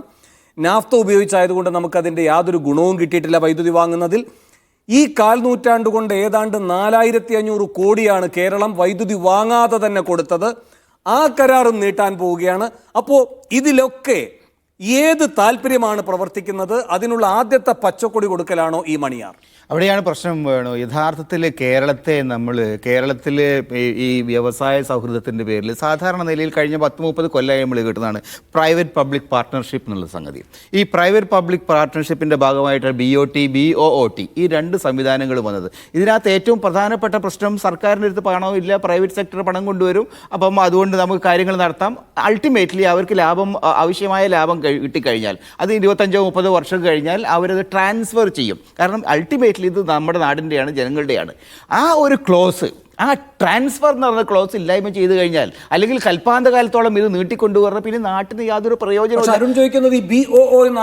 അല്ല പറഞ്ഞിട്ടില്ല. പക്ഷേ അത് നിങ്ങളിപ്പം യഥാർത്ഥത്തിൽ ട്രാൻസ്ഫർ സംഗതി നിങ്ങൾ ഇൻസിസ്റ്റ് ചെയ്യുന്നില്ല എന്നുള്ള T അവിടെ ഉണ്ടെന്ന് അദ്ദേഹം പറഞ്ഞു. പക്ഷേ T ഇൻസിസ്റ്റ് ചെയ്യുന്നില്ല. ട്രാൻസ്ഫറിൻ്റെ കാര്യം 25 കൊല്ലം കഴിഞ്ഞിട്ട് 30 കൊല്ലം കഴിഞ്ഞിട്ട് കൽപ്പാന്തകാലത്തോളം ഇങ്ങനെ പോകും. ഇത് വന്നു കഴിഞ്ഞാൽ ഇതിപ്പം ചെറിയ കാശിന്റെയാണ്, നക്കാപ്പിച്ചയാണ്, അതുകൊണ്ട് പ്രശ്നമില്ല. രണ്ടാമത്തെ പ്രശ്നം നാട്ടുകാരുടെ കാശ്, അതെ, നാട്ടുകാരുടെ കാശ് മുതലാളിക്ക് കൊടുക്കും. പക്ഷെ അവിടെ മാത്രമല്ല, ഇതിപ്പോ നിങ്ങൾ NTPCയുടെ കാര്യം പറഞ്ഞു. NTPC അറ്റ്ലീസ്റ്റ് പബ്ലിക് സെക്ടർ കമ്പനിയാണ്. ഈ അദാനി കമ്പനിക്ക് നമ്മളൊരു അഗ്രിമെന്റ് ഉണ്ടാക്കിയിട്ടുണ്ട്. അദാനി കമ്പനിയുമായിട്ട്, പിന്നെ ഈ വിജയവുമായിട്ട് ബന്ധപ്പെട്ട് അതിന് എത്ര 99 വർഷമാണെന്ന് തോന്നുന്നു. പക്ഷേ അതും ഇതേ മട്ടിൽ പറ്റും. കാരണം അവിടെയും കാറ്റുണ്ടാവും, കടലിലെ കാറ്റുണ്ടാവും, അതേമാതിരി മഴ പെയ്ത് കഴിഞ്ഞാൽ പിന്നെ പല പ്രശ്നങ്ങളും ഉണ്ടാവും. അതുകൊണ്ട് നമ്മളൊരു നൂറ്റാണ്ട് കൂടി അങ്ങോട്ട് കൂട്ടി കൊടുത്തു കഴിഞ്ഞാൽ യഥാർത്ഥത്തിൽ 100 കൊല്ലമായിട്ടുള്ള ഒരുപാട് അഗ്രിമെൻറ്റുകൾ ഇങ്ങനെ ആക്ച്വലി ഇംപ്ലിമെൻ്റ് ചെയ്യാണ് നടക്കുന്നത്. ഈ നമ്മുടെ തോട്ടം മേഖലയിൽ നിങ്ങൾ നോക്ക്, എൻ്റയർ കിഴക്കൻ മേഖലയിൽ എത്ര ആയിരക്കണക്കിന് ഏക്കറുകളാണ് ഇപ്പോഴും നമ്മൾ സർക്കാർ പിടിച്ചെടുക്കാതിരിക്കുന്നത്. ഇതിന്നൊക്കെ വളരെ വ്യക്തമായിട്ട് പറയുന്നത് നമ്മുടെ സംസ്ഥാനത്തിൻ്റെ, നമ്മുടെ ജനങ്ങളുടെ യഥാർത്ഥത്തിലുള്ള ആസ്തി, അവർക്ക് കിട്ടേണ്ട ആസ്തി, അവരുടെ പൊതുമുതൽ എല്ലായ്പ്പോഴും മറ്റ് പല പരിഗണനകളിൽ വെച്ച് സ്വകാര്യ മേഖലയ്ക്ക് നീട്ടിക്കൊടുക്കുകയോ എക്സ്റ്റെൻഡ് ചെയ്ത് കൊടുക്കുകയോ കൈവശം വയ്ക്കാൻ ഏർപ്പാടുകയോ ചെയ്യാൻ ജനങ്ങൾക്ക് കിട്ടേണ്ട, ജനങ്ങളുടെ സ്വത്താണ് കൈമാറ്റം ചെയ്യുന്നത്. അത് ചെയ്യാനുള്ള അവകാശം ഇങ്ങനെ ചെയ്യുന്നത് വഴി, അതിങ്ങനെ പ്രീസിഡന്റ് ഉണ്ടാക്കുന്നത് വഴി ഒരിക്കൽ പോലും കേരളത്തിൻ്റെ പൊതു താല്പര്യം സംരക്ഷിക്കാൻ നമുക്ക് സാധിക്കില്ല എന്നാണ്. ഇപ്പോൾ അദ്ദേഹത്തിന് ആർഗ്യുമെന്റ് വളരെ ക്ലിയറാണ്. അത് വളരെ ചുരുങ്ങിയ കാശിൻ്റെ ഉള്ളൂ. ചുരുങ്ങിയ കാശിൻ്റെയാണോ വലിയ കാശിൻ്റെ അല്ല. ചുരുങ്ങിയ കാശ് നിങ്ങളൊരു ചെറിയ ഓട്ടം ഉണ്ടാക്കി കഴിഞ്ഞാൽ, പിന്നെ അതിങ്ങനെ വലിയൊരു വെള്ളപ്പൊക്കമായിട്ട് വരും. അതാണ് ഇപ്പോൾ സംഭവിക്കുന്നത്. ഒരു കാരണവശാലും പൊതു താല്പര്യത്തെ അംഗീകരിക്കാത്ത തരത്തിലുള്ള ഒരു നടപടിയെടുക്കാൻ സർക്കാരിനെ അനുവദിക്കാൻ പാടില്ല. സർക്കാരിനെ ഈ കാര്യത്തിൽ ശക്തമായി പിടിച്ചു നിർത്തേണ്ടത് കേരളത്തിലെ പൊതു താല്പര്യത്തിന്റെ ഭാഗമാണ്. അതാണ് എനിക്ക് പറയാനുള്ളത്. പക്ഷേ അങ്ങ് ഒരു കാര്യം കൂടെ ശ്രദ്ധിക്കും. ഇപ്പോൾ ഈ പറയുന്ന മണിയാർ നയനാർ സർക്കാരിന്റെ കാലത്താണ്. നമുക്ക് ഈ ഇത്രയും കാലം കേരളത്തിന്റെ ഖജനാവ് ചോർത്തിക്കൊണ്ടിരിക്കുന്ന KSEBയെ വലിയ നഷ്ടത്തിലേക്ക് തള്ളിവിടുന്ന ഈ പറയുന്ന NTPC ഉണ്ടല്ലോ, അതും നയനാറുടെ കാലത്താണ്. 91-96 അതെ. അല്ല, ആ പീരീഡിൽ ഒരുപാട് ഈ പിണറായി വിജയൻ ഇലക്ട്രിസിറ്റി 96-2001 പീരീഡിൽ ഞാൻ മനസ്സിലാക്കുന്ന പിണറായി വിജയനാണ്. ഇത് മാത്രമല്ല, പിന്നെ ലാവ്ലിൻ കേസ് ലാവ്ലിന്റെ ആയിട്ട് അഗ്രിമെന്റ് ഉണ്ടായിരുന്നു. ലാവ്ലിന്റെ അഗ്രിമെന്റ് ആക്ച്വലി ലാവ്ലിന്റെ അഗ്രിമെന്റിന് മുമ്പ് 2 റിപ്പോർട്ടുകൾ അദ്ദേഹം അതിവേഗത്തിൽ ചരവേഗത്തിൽ തള്ളിക്കളഞ്ഞു. അത് ആരുടെയായിരുന്നു? Polit bureau member. ഒരു സെക്കൻഡ്, ഒന്ന് സുബൈദ കമ്മിറ്റി, ഒന്ന് അങ്ങ് പറയുന്ന പോലെ ബാലാനന്ദ, ആ തരത്തിൽ യഥാർത്ഥത്തിൽ കേരളത്തിന്റെ പൊതു താല്പര്യങ്ങൾ സംരക്ഷിക്കുന്നതുമായി ബന്ധപ്പെട്ട് ഒരുപാട് ചർച്ചകളൊന്നും നടന്നിരുന്നു. ആ ചർച്ചകളിൽ ഉയർന്നു വന്നിരിക്കുന്ന പ്രശ്നങ്ങളെ അവഗണിച്ചുകൊണ്ടാണ് പിന്നീട് എന്താ സംഭവിച്ചത്? കേരളത്തിന് അവർ പറഞ്ഞ അഗ്രിമെന്റ് വല്ലതും ഉണ്ടായോ? കേരളത്തിന് അതുകൊണ്ട് വലിയ ബെനിഫിറ്റ് ഉണ്ടായോ? കേരളത്തെ സംബന്ധിച്ചത് എല്ലാ കാലത്തും കേരളത്തിന്റെ പൊതുസമൂഹത്തെ സംബന്ധിച്ചിടത്തോളം ഒരു തലവേദനയായിട്ട് തിരിക്കുന്ന ഒരു ഏർപ്പാടാണ് ഇത്. അതേപോലെ തന്നെ അന്ന് നിരവധി വേറെ ഒരുപാട് ചെറിയ അഗ്രിമെന്റുകൾ ഉണ്ടാക്കിയിട്ടുണ്ട്, പലതരത്തിലുണ്ട്. ഒന്നിൽ നിന്നും യഥാർത്ഥത്തിൽ കേരളത്തിൽ ഒന്നും കിട്ടി. നമ്മുടെ മീൻചന്ത ഭാഗത്ത് നിങ്ങൾക്കൊരു സാധനം, കാരണം പിന്നെ ഡീസലിൽ നിന്ന് വൈദ്യുതി ഇതാക്കുന്ന ഏർപ്പാടുണ്ടായിരുന്നു. അവിടെ പട്ടി വെച്ച് കിടക്കുകയാണ്. അപ്പം ആ നിലയിൽ യഥാർത്ഥത്തിൽ അന്നുണ്ടാക്കിയിരുന്ന മിക്കവാറും എല്ലാ ഇടപാടുകളും കേരളത്തിൻ്റെ താല്പര്യത്തെ സംബന്ധിച്ചിടത്തോളം ഒരു നിലയ്ക്കും പ്രയോജനം ചെയ്തിട്ടില്ലെന്ന് മാത്രമല്ല, അത് അനാവശ്യമായിട്ട് ഒരു കുരിശായിട്ട് അനാവശ്യമായി പണം ചോർത്തി കളയുന്ന ഒരു ഏർപ്പാടായിട്ടാണ് മാറിയത് എന്നുള്ളതാണ്. അപ്പോൾ അതിനകത്ത് അതൊക്കെ പോട്ടെ, പക്ഷേ അത് ഏറ്റവും വലിയ പ്രശ്നം യഥാർത്ഥത്തിൽ നമ്മുടെ സമ്പത്ത്, നമ്മുടെ റിസോഴ്സസ് സ്വകാര്യ മേഖലയിലേക്ക് കൊടുക്കുമ്പോൾ അത് തിരിച്ചു കിട്ടും നാട്ടിന് എന്നുള്ള ഒരു കണ്ടീഷൻസ് അതിനകത്ത് വേണം, ഒരു ഉറപ്പ് വേണം. ആ ഉറപ്പിനെ പോലും ഇല്ലായ്മ ചെയ്യാന്ന് പറഞ്ഞാൽ നാടിനെ മൊത്തം വിദേശികൾക്ക് അല്ലെങ്കിൽ സ്വകാര്യ മേഖലയ്ക്ക് തൂക്കിക്കൊടുക്കുന്നു എന്നാണ് അതിൻ്റെ അർത്ഥം. ശരി, അവിടെയാണ് ശ്രീ ജോസഫ് സി മാത്യു ചോദിച്ച ഏറ്റവും ശക്തമായ ആശങ്ക നിലനിൽക്കുന്നത്. ഇത് ഡിസ്ഇൻവെസ്റ്റ്മെന്റ് അല്ലെങ്കിൽ പിന്നെ എന്താണ് ഡിസ്ഇൻവെസ്റ്റ്മെന്റ് എന്ന് മാത്രമല്ല, ഈ താരിഫ് വർധന വന്ന ഘട്ടത്തിൽ ദേശാമനി ഒരു പേജിൽ ഏതാണ്ട് 2-3 ദിവസങ്ങളായി തന്നെ ഈ പറയുന്ന ഹൈടെൻഷൻ ഷോക്ക് അങ്ങനെ തലക്കെട്ടെടുത്തുകൊണ്ട് വാർത്ത കൊടുക്കുക, അതുപോലെ തന്നെ ഈ പറയുന്ന വൈദ്യുതി മേഖലയെ മുഴുവൻ സ്വകാര്യവൽക്കരിക്കാനുള്ള കേന്ദ്ര സർക്കാരിൻ്റെ നീക്കത്തെ കേരളം ചെറുത്തു നിൽക്കുന്നു, അത് പൊതുമേഖലയിൽ തന്നെ നിലനിർത്തിക്കൊണ്ട് എന്നൊക്കെയാണ് വലിയ വാദങ്ങൾ ഉന്നയിക്കുന്നത്. അപ്പോഴാണ് ഈ മണിയാർ ഉൾപ്പെടെയുള്ള യഥാർത്ഥ ചിത്രം എന്താണ് എന്നത് ഈ സർക്കാരിന്റെ തന്നെ പ്രവൃത്തികളിലൂടെ വ്യക്തമാകുന്നതും. മണിയാറിന് 6 മണി കെട്ടുമെന്ന സ്പെഷ്യൽ എഡിഷൻ ചർച്ച തുടരുകയാണ്. ശ്രീ ജ്യോതികുമാർ ചാമക്കാല, ഇവിടെ രമേശ് ചെന്നിത്തല പറഞ്ഞ ഏറ്റവും വലിയൊരു വാദം എന്ന് പറയുന്നത് ഈ കഴിഞ്ഞ പ്രളയത്തിന്റെ കാലത്ത് 2018 പ്രളയത്തിന്റെ കാലത്ത് ഈ കമ്പനിക്ക് ഒരു നഷ്ടവും ഉണ്ടായിട്ടില്ല എന്നാണ്. അതേ കാര്യങ്ങളാണ് ശ്രീ ജോസഫ് സി മാത്യു പറഞ്ഞത്. പക്ഷേ 1 വർഷം നീണ്ടുനിന്ന പുനർനവീകരണ പ്രവർത്തനങ്ങളൊക്കെ ഈ കാർബോറേഷൻ കമ്പനിക്ക് വേണ്ടി വന്നു എന്നാണ് അരുൺ ഇവിടെ പറയുന്നത്. അപ്പോൾ മുൻ പ്രതിപക്ഷ നേതാവ് മതിയായ വിവരശേഖരണമൊക്കെ നടത്തിയിട്ടാണോ ഈ അഭിപ്രായ പ്രകടനം നടത്തിയിരിക്കുന്നത്? ഞാൻ അതിലേക്ക് വരാം. ഇവിടെ പിന്നെ ജോസഫ് സി മാത്യു എന്തോ ആൻറ്റിസിപ്പേറ്റ് ചെയ്തുകൊണ്ട് എന്താവും അരുൺകുമാർ പറയാൻ പോകുന്നതിൽ ഏത് വാദത്തേക്കായിരിക്കും അദ്ദേഹം ഖണ്ഡിക്കുക എന്നൊക്കെ അദ്ദേഹം പറഞ്ഞു. അതിൽ വളരെ ഖിന്നനായി അരുൺകുമാർ സംസാരിക്കുന്നത് കേട്ടു. അതിനുശേഷം അരുൺകുമാർ പറയുന്നത് കേട്ടപ്പോൾ ജോസഫ് സി മാത്യു പറഞ്ഞതിനും എത്രയോ കാതങ്ങൾ അപ്പുറത്താണ് അരുൺകുമാർ സംസാരിച്ചതെന്ന് നമുക്ക് ബോധ്യപ്പെടും. മാത്രമല്ല, അതിനകത്ത് ഏറ്റവും ഗൗരവമുള്ളൊരു കാര്യം അദ്ദേഹം പറഞ്ഞത്, താങ്കൾ ചോദിച്ചു പവർ മിനിസ്റ്ററെ സംബന്ധിച്ച് ഇതിനെക്കുറിച്ച് നല്ല ബോധ്യമുണ്ടോ, അദ്ദേഹത്തെ പറഞ്ഞ് മനസ്സിലാക്കിക്കൂടായിരുന്നു എന്ന് ചോദിച്ചപ്പോൾ അദ്ദേഹം ഈ ചാനൽ ചർച്ച കണ്ടെങ്കിലും അദ്ദേഹം ഇത് മനസ്സിലാക്കട്ടെ എന്നാണ്. ആത്മാഭിമാനമുള്ള ഒരു പവർ മിനിസ്റ്റർ ആണെങ്കിൽ ഈ ചാനൽ ചർച്ച കണ്ടിട്ടുണ്ടെങ്കിൽ അദ്ദേഹം ഇതിനോടകം തന്നെ രാജി കൊടുത്തു കാണുമെന്നാണ് എൻ്റെ വിശ്വാസം. കാരണം ഒരു മന്ത്രിയെ, ഒരു കൂട്ടുകക്ഷി മന്ത്രിസഭയിലെ ഒരു മന്ത്രിയെ ഇതിൽ കൂടുതൽ അപമാനിക്കാനൊന്നുമില്ലല്ലോ. ഏതായാലും ഞാൻ അതിൻ്റെ വിശദാംശങ്ങളിലേക്കൊന്നും പോകുന്നില്ല. ഇവിടെ താങ്കൾ ചോദിച്ച ചോദ്യത്തിലേക്ക്, 2018 പ്രളയത്തെ തുടർന്ന് ഇത്തരത്തിൽ പവർ പ്ലാന്റിന് കേടുപാടുകൾ സംഭവിച്ചു എങ്കിൽ അതിൻ്റെ സാമ്പത്തിക ബാധ്യത തീർക്കേണ്ടത് സ്വാഭാവികമായി ഇത്തരം പവർ പ്ലാന്റുകളെ സംബന്ധിച്ച് ഇൻഷുറൻസ് ഉണ്ടാകുമെന്ന കാര്യത്തിൽ തർക്കമില്ല. 1 വർഷം ആ പവർ പ്ലാന്റ് പ്രവർത്തിപ്പിക്കാൻ കഴിഞ്ഞില്ല എന്നാണ് അദ്ദേഹം പറയുന്നത്. അങ്ങനെയാണെങ്കിൽ നിങ്ങൾ 1 വർഷം എക്സ്റ്റൻഷൻ കൊടുക്കുന്നേ. നിങ്ങൾ കൊടുക്കുന്ന എത്ര വർഷത്തേക്കാണ്? 25 വർഷത്തേക്ക്. 1 വർഷം പവർ പ്ലാന്റ് അടച്ചിട്ടതിൻ്റെ പേരിൽ, അല്ലെങ്കിൽ അതിനകത്ത് അങ്ങനെ എഗ്രിമെൻറ്റിൽ ക്ലോസും ഇല്ല എന്നിരിക്കെ നിങ്ങൾക്ക് കൊടുക്കണമെങ്കിൽ പോലും നിങ്ങൾ ഈ 25 വർഷം കൊടുക്കണമെന്ന് എവിടെയാണ് പറഞ്ഞിരിക്കുന്നത്? അപ്പോൾ അതൊന്നും അല്ല കാര്യം. ഇവിടെ ഈ സംസ്ഥാനത്ത് റോഡിൽ ഓടിക്കൊണ്ടിരിക്കുന്ന KSRTC ബസ്സുകൾക്ക് ഇൻഷുറൻസ് ഇല്ല എന്ന് മന്ത്രി പോലും സമ്മതിച്ചിരിക്കുന്ന സാഹചര്യത്തിലാണ് ഈ പവർ പ്ലാന്റിനുണ്ടായ ഫെയിലിയറിനെ സംബന്ധിച്ച് ഈ CPM-ൻ്റെ പ്രതി ഇത്രയേറെ വാചാലനാകുന്നത് എന്നുകൂടി നമ്മൾ കേൾക്കാതെ പോകരുത്. പിന്നെ അദ്ദേഹം പറഞ്ഞു, ഇത്തരത്തിൽ പവർ പ്രോജക്ട്സ് എക്സ്റ്റൻഷൻ കൊടുത്തില്ലെങ്കിൽ വ്യവസായ സ്ഥാപനങ്ങൾ ഒരുപാട് വരാനുണ്ട്, അതൊക്കെ ഇല്ലാതായി പോകും. ക്യാപ്റ്റീവ് പവർ പ്രോജക്റ്റുമായി ബന്ധപ്പെട്ട് അവർക്ക് 25 വർഷത്തെ എക്സ്റ്റൻഷൻ കൊടുത്തേ മതിയാവുന്നതാണ്. ഈ സംസ്ഥാനത്ത് അദ്ദേഹം അവകാശപ്പെടുന്നത് ഏറ്റവും കൂടുതൽ വ്യവസായം വന്നു, ഇന്ത്യയിലെ ഒന്നാമത്തെ വ്യവസായം. നമുക്കതിനകത്ത് തർക്കമുണ്ട്. കാരണം നേരത്തെ നടത്തിയിരുന്ന പിന്നെ തട്ടുകടകളും മുറുക്കാൻ കടകളും ഉൾപ്പെടുത്തിക്കൊണ്ടാണെന്നുള്ള കാര്യം നമുക്കറിയാം, നമ്മൾ ഒരുപാട് ചർച്ച ചെയ്തിട്ടുള്ളതാണ്. എങ്കിൽ പോലും നമുക്കറിയാമല്ലോ, CPP ക്യാപ്റ്റീവ് പവർ പ്രോജക്ട്സും ഇൻഡിപെൻഡൻറ്റ് പവർ പ്രോജക്ട്സും ഈ സംസ്ഥാനത്തിന് കൊടുക്കേണ്ടതില്ല എന്ന് 2022 തന്നെ തീരുമാനിച്ചിട്ടുണ്ട്. അങ്ങനെ തീരുമാനമെടുക്കാനിടയായ സാഹചര്യം നമുക്കറിയാം. ഈ എന്താ പറയുന്നത്, ഈ പറയുന്നത് പോലെ ഡാം ടോ പവർ ഹൗസ് എന്നാണ് പറയുന്നത്. അതായത് ഡാമിൽ നിന്ന് ഒഴുക്കി വിടുന്ന വെള്ളം മറ്റൊരു തടയണ കെട്ടി തടഞ്ഞു നിർത്തി അതിൽ നിന്ന് പവർ പ്രോജക്ട്സ് ഉപയോഗിക്കുന്നത്. ഇവിടെ നമുക്ക് ഉദാഹരണമായി പറഞ്ഞാൽ ഇപ്പോൾ ഈ കേസിൽ തന്നെ നോക്കൂ, മണിയാറിലെ കേസിൽ തന്നെ നമുക്കറിയാം ഈ സംസ്ഥാനത്തെ ഏറ്റവും വലിയ പദ്ധതിയായ രണ്ടാമത്തെ പദ്ധതിയായ ശബരിഗിരി ജലസേന പദ്ധതിയിൽ നിന്ന് പുറത്തു വരുന്നത് അത് കക്കാടിലെത്തി അവിടുത്തെയും ജനറേഷൻ കഴിഞ്ഞതിന് ശേഷം താഴോട്ട് വരുമ്പോൾ മണിയാറിലാണ് ചെക്ക് ഡാം കെട്ടി ഇത്തരത്തിൽ പവർ പ്രോജക്റ്റ് അല്ലെങ്കിൽ 12 മെഗാവാട്ടിൻ്റെ പവർ പ്രോജക്ട്സ് ഉണ്ടാക്കിയിരിക്കുന്നത്. അപ്പോൾ ആ പവർ പ്രോജക്ട്സിനെ സംബന്ധിച്ച് നമ്മളെപ്പോഴാണ് ഏറ്റവും കൂടുതൽ ഹൈഡൽ പവർ പിന്നെ ജനറേറ്റ് ചെയ്യുന്നത്? അത് വേനൽക്കാലത്താണ്. അപ്പോൾ ഈ സംസ്ഥാനത്ത് മഴക്കാലത്തും വേനൽക്കാലത്തും ഇത്തരത്തിൽ ശബരിഗിരിയിലെ ഉൾപ്പെടെയുള്ള പദ്ധതികൾ പ്രവർത്തിപ്പിക്കപ്പെടുമ്പോൾ ഈ power project, Maniyar power project 365 ഡേയ്സും വർക്ക് ചെയ്യാൻ കഴിയും. അതുകൊണ്ട് തന്നെ ഇതിനെ സംബന്ധിച്ച് ഇതിൻ്റെ 10% റോയൽറ്റി കൊടുക്കണമെന്ന് 2022 അന്നത്തെ UDF സർക്കാർ തീരുമാനിച്ചിരുന്നു. അതിനെതിരെ ഈ പ്രോജക്റ്റുകളെല്ലാം കൂടെ ചേർന്ന് സുപ്രീം കോടതി വരെ പോയി. സുപ്രീം കോടതിയിൽ നിന്ന് പരമപ്രധാനമായ ഒരു ജഡ്ജ്മെൻറ്റ് ഉണ്ടായിട്ടുണ്ട്. അതുമാത്രമല്ല, ഇത്തരത്തിൽ ഞാൻ മുമ്പ് സൂചിപ്പിച്ചതുപോലെ പിന്നെ പവർ ഹൗസുകൾ ഇനി തുടങ്ങേണ്ടതില്ല എന്ന് പറഞ്ഞു. സംസ്ഥാനത്ത് ഇപ്പോൾ 2 ഉള്ളൂ, ഇനി അതിൽ കൂടുതൽ ഉണ്ടാകാൻ കഴിയില്ല. ഇൻഡിപെൻഡൻറ്റ് പവർ പ്രോജക്ട്സ് സംബന്ധിച്ച് 9 ഉള്ളൂ, ഇനി തുടങ്ങാനും കഴിയില്ല എന്നിരിക്കെ ഈ സംസ്ഥാനത്ത് ഇനി വ്യവസായമൊന്നും വരത്തില്ലേ? ഇത്തരത്തിൽ കൊടുക്കാൻ കഴിയില്ലെങ്കിൽ ഇനി വ്യവസായം വരില്ല എന്നാണോ ശ്രീ അരുൺകുമാർ പറയുന്നത്? മാത്രമല്ല, അദ്ദേഹം പറയുന്നത് നോക്കൂ, അദ്ദേഹം ഇതിനകത്ത് ഒരുപാട് കാര്യങ്ങൾ പറഞ്ഞു പോയി. എന്താ താങ്കൾ സൂചിപ്പിച്ചല്ലോ, 1996-2001 പന്നിയാർ ചെങ്കുളം പള്ളിവാസൽ പുനരുദ്ധാരണ പദ്ധതിയുമായി ബന്ധപ്പെട്ട് ഈ ബാലചന്ദ്രൻ കമ്മീഷൻ റിപ്പോർട്ട് ഉൾപ്പെടെയുള്ളത് ഒരു MOUനെ ഫിക്സഡ് പ്രൈസ് കോൺട്രാക്റ്റാക്കി മാറ്റിക്കൊടുത്ത ബിരുദന്മാർ, ആ ആളാണ് ഇപ്പോൾ സംസ്ഥാനത്തിൻ്റെ മുഖ്യമന്ത്രി. അദ്ദേഹവുമായി ബന്ധപ്പെട്ട വിവാദങ്ങളൊക്കെ നമ്മുടെ മുമ്പിൽ ഇപ്പോഴുമുണ്ട്.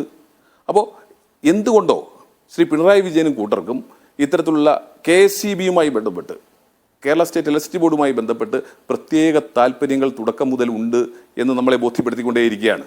അതിൻ്റെ തുടർച്ചയാണ് കേട്ടുകഴിവില്ലാത്ത രീതിയിൽ ഈ പവർ പ്രോജക്റ്റിന് എക്സ്റ്റൻഷൻ കൊടുക്കാൻ തീരുമാനിച്ചിരിക്കുന്നത് എന്ന വസ്തുത കൂടി നമ്മൾ മറക്കരുത്. ശരി, ഇനി ഞാൻ വീണ്ടും അദ്ദേഹത്തോട് ചോദിക്കുന്നു. അദ്ദേഹം പറഞ്ഞു കുറേ കാര്യങ്ങളൊക്കെ അദ്ദേഹം പറഞ്ഞു പോയി. ഇവിടെ AI ക്യാമറയെ കുറിച്ചൊക്കെ, AI ക്യാമറയുമായി ബന്ധപ്പെട്ട കേസൊക്കെ ഇപ്പോഴും ഹൈക്കോടതിയിലുണ്ടെന്നേ. ഓരോ തവണയും അവർക്ക് ഫണ്ട് റിലീസ് ചെയ്യുമ്പോൾ, കെൽട്രോൺ ഫണ്ട് റിലീസ് ചെയ്യുമ്പോൾ അത് ഹൈക്കോടതിയുടെ അനുമതിയോട് തന്നെയാണ് കൊടുക്കുന്നതെന്നേ. അങ്ങനെയൊക്കെ പറഞ്ഞു പോകുമ്പോഴും SFIയുടെ അന്വേഷണം എവിടെയെത്തി? നമ്മൾ ഇത്രയും നേരം സംസാരിച്ചിരുന്ന SNC ലെവലുമായി ബന്ധപ്പെട്ട അന്വേഷണം എവിടെയെത്തി? അതിനെക്കുറിച്ച് എന്താ താങ്കൾ മൗനം പാലിക്കുന്നത്? അപ്പോൾ ഞാൻ പറഞ്ഞു വന്നത്, കേട്ടുകേഴ്വിയില്ലാത്ത രീതിയിൽ ഈ പവർ പ്രോജക്റ്റിന് എക്സ്റ്റൻഷൻ കൊടുക്കുന്നതിലൂടെ ഈ സംസ്ഥാനത്തിൻ്റെ 11 പവർ പ്രോജക്റ്റുകൾക്ക് ഇത്തരത്തിൽ എക്സ്റ്റൻഷൻ കൊടുക്കേണ്ടി വരും. അതോടുകൂടി തന്നെ ഇത്തരത്തിലുള്ള BOT എന്ന് പറയുന്ന കൺസെപ്റ്റ് തന്നെ ഇല്ലാതാകാൻ പോകുന്നു. അത് പിന്നീട് പല വലിയ പ്രോജക്റ്റുകളിലേക്കും കടക്കാൻ പോകുന്നു. ഇത് നിയമസാധുത ഒരു കാരണവശാലും ഉണ്ടാകില്ല എന്ന കാര്യത്തിൽ ഒരു തർക്കവും വേണ്ട. ഇവിടെ ഇത് സാമ്പത്തികമായ ലാഭത്തിന് വേണ്ടി മാത്രം ഇലക്ട്രിസിറ്റി മിനിസ്റ്ററെ പോലും ഇരുട്ടിൽ നിർത്തിക്കൊണ്ട്, അഥവാ മൂലയിലോട്ട് മാറി നില്ല എന്ന് പറഞ്ഞിട്ട്, അതാണല്ലോ ഇവിടെ CPMന്റെ പ്രതിയും പറയുന്നത്, മൂലയിൽ മാറ്റി നിർത്തിയിട്ട് അദ്ദേഹത്തെ അങ്ങോട്ട് മാറ്റി നിർത്തിയിട്ട് തോന്നുംപടി ചെയ്തുകൊണ്ടിരിക്കുന്നു എന്നതാണ് നമുക്ക് ബോധ്യപ്പെടുന്നത്. ശരി, അഴിമതിയാണ്. ശ്രീ ജോസഫ് സി മാത്യു, ശ്രീ അരുണിനുള്ള മറുപടി.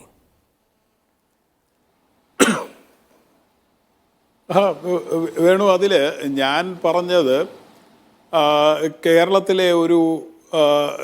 കേരളത്തിലെ ഇപ്പോൾ സമീപകാല രാഷ്ട്രീയ ചർച്ചകളിൽ സംസ്ഥാനത്തിൻ്റെ പൊതുമുതലും പൊതുപണവും എടുത്ത് സ്വകാര്യ കമ്പനികൾക്ക് കൊടുക്കുന്ന വിഷയങ്ങൾ വരുന്നിടത്ത് CPMന്റെ പ്രതിനിധികൾ സമീപകാലത്തെടുക്കുന്ന നിലപാട് ഒരു 5 വർഷം അല്ലെ 10 വർഷം മുമ്പ് ആലോചിക്കാവുന്നതിനപ്പുറത്തുള്ളതായിരുന്നു എന്നും ഈ പണം എടുത്ത് നൽകുന്നത് യഥാർത്ഥത്തിൽ ഡിസ്ഇൻവെസ്റ്റ്മെൻറ്റ് തന്നെയാണെന്നും ആണ് ഞാൻ പറഞ്ഞത്.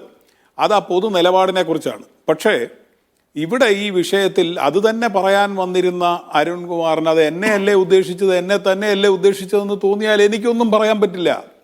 അതിനെന്നെ വരട്ടിയിട്ട് കാര്യമൊന്നുമില്ല.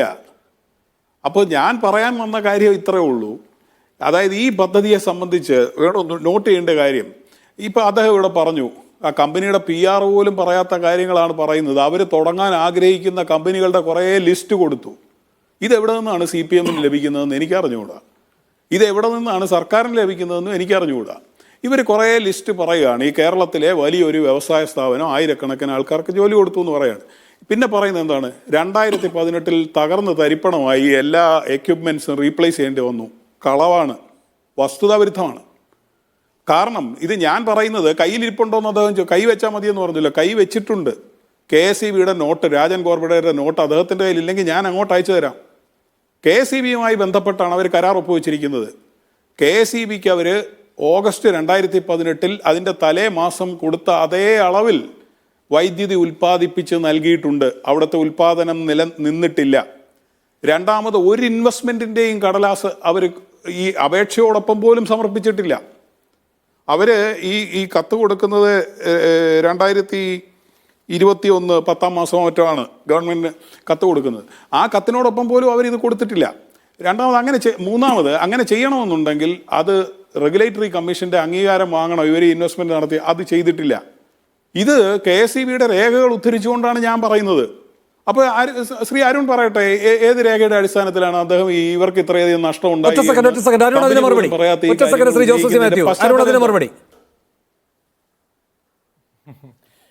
അല്ല, ഈ കഴിഞ്ഞ 5-10 കൊല്ലമായിട്ട് CPMന്റെ പ്രതിനിധികൾ ഇങ്ങനെയൊക്കെയാ പറയുന്നതെന്ന് പറയുമ്പോൾ ഞാനൊന്ന് ചോദിച്ചോട്ടെ, ഈ കേരളത്തിന്റെ പശ്ചാത്തല വികസന രംഗത്ത് ഏറ്റവും ചരിത്രപരമായിട്ട് ഇടപെടൽ നടത്തിയ ഗവൺമെന്റ് 2006 മുതൽ 2011 വരെ, ഞാൻ പറയട്ടെ, 2006 മുതൽ 2011 വരെ സഖാവ് VS അച്യുതാനന്ദന്റെ ഗവൺമെന്റ് ആയിരുന്നു.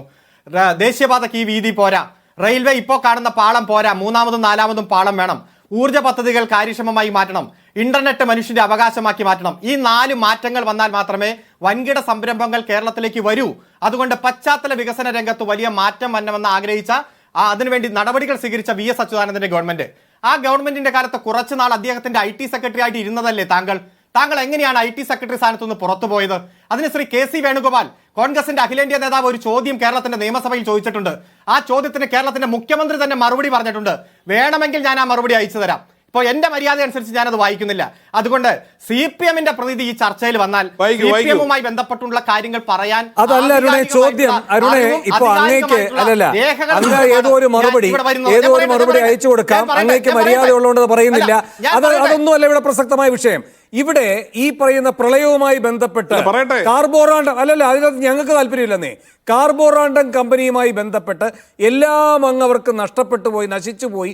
1 കൊല്ലം അത് റീപ്ലേസ്മെന്റിന് വേണ്ടിയിട്ട് അവർക്ക് ഒരുപാട് അതിനകത്ത് ഇൻവെസ്റ്റ്മെന്റ് നടത്തേണ്ടി വന്നു എന്ന് പറഞ്ഞത് ജോസഫ് സി മാത്യു എന്ന വ്യക്തിയെ മാറ്റിവെക്ക്. ഉദ്ധരിച്ച രേഖകളുടെ അടിസ്ഥാനത്തിലാണ് പറയുന്നത്. അതിനെങ്ങനെ ഖണ്ഡിക്കും?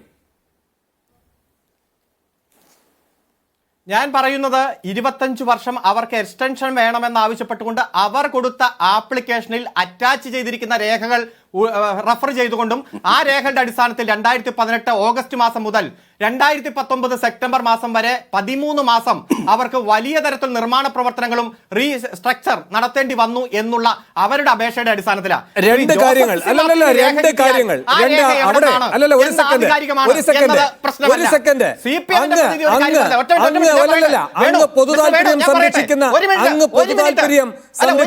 സർക്കാരിന്റെ പ്രതിനിധിയാണ് എങ്കിൽ അങ്ങ് ഉദ്ധരിക്കേണ്ടത് കാർബോറാണ്ടം കമ്പനിയുടെ രേഖകളല്ല, അങ്ങ് ഉദ്ധരിക്കേണ്ടത് KSEBയുടെ രേഖകളാണ്. അതിൽ തർക്കമില്ല. ഇതിൽ മറുപടി പറഞ്ഞിട്ടേ പോകാൻ പറ്റൂ. അങ്ങ് ഉദ്ധരിക്കേണ്ടത് കാർബോറാണ്ടം കമ്പനിയുടെ രേഖകളല്ല, KSEBയുടെ രേഖകളാണ്.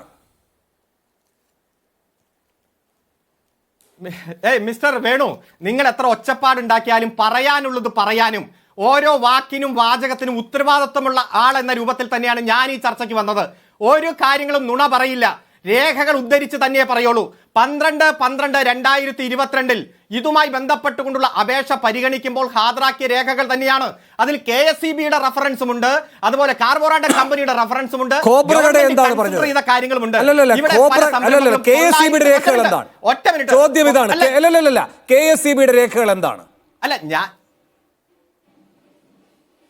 ഞാൻ പറയുന്നതിന് മുമ്പേ KSFയുടെ രേഖ കയ്യിലുണ്ട്, KSEBയുടെ രേഖ കയ്യിലുണ്ടെന്ന് പറഞ്ഞ ആളല്ലേ ഈ ചർച്ചയിലുള്ള മറ്റൊരു പ്രതിനിധി. താങ്കൾ അങ്ങോട്ട് ചോദിക്കേ. ഞാൻ എന്നെക്കാളും മുമ്പ്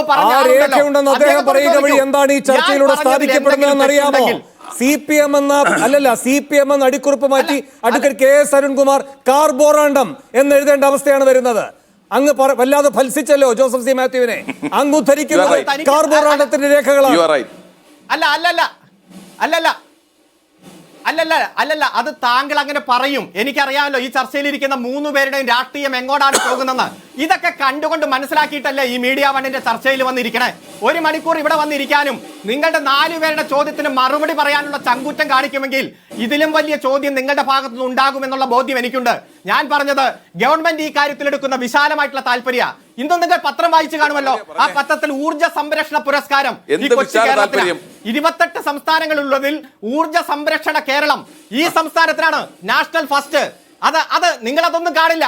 എല്ലാ രംഗത്തും വ്യവസായ സൗഹൃദ കേരളം, എല്ലാ രംഗത്തും ഏതെങ്കിലും മേഖലകളിൽ നേട്ടമുണ്ടാക്കിയിട്ടുണ്ടെങ്കിൽ അത് ഇകഴ്ത്തി കാട്ടുക എന്നത് ഈ ചർച്ചയുടെ ഭാഗമല്ല, ഈ ചർച്ചയുടെ വിഷയമല്ല. അല്ലല്ല ഒരു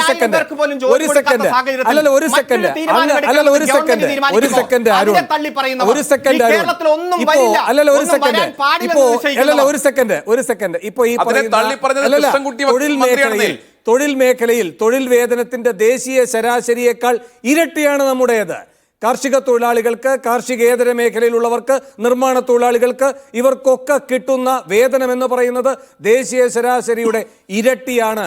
മാതൃമരണനിരക്ക്, ശിശുമരണനിരക്ക്, ഈ കാര്യത്തിലൊക്കെ നമ്മൾ അങ്ങേയറ്റം മുകളിലാണ്.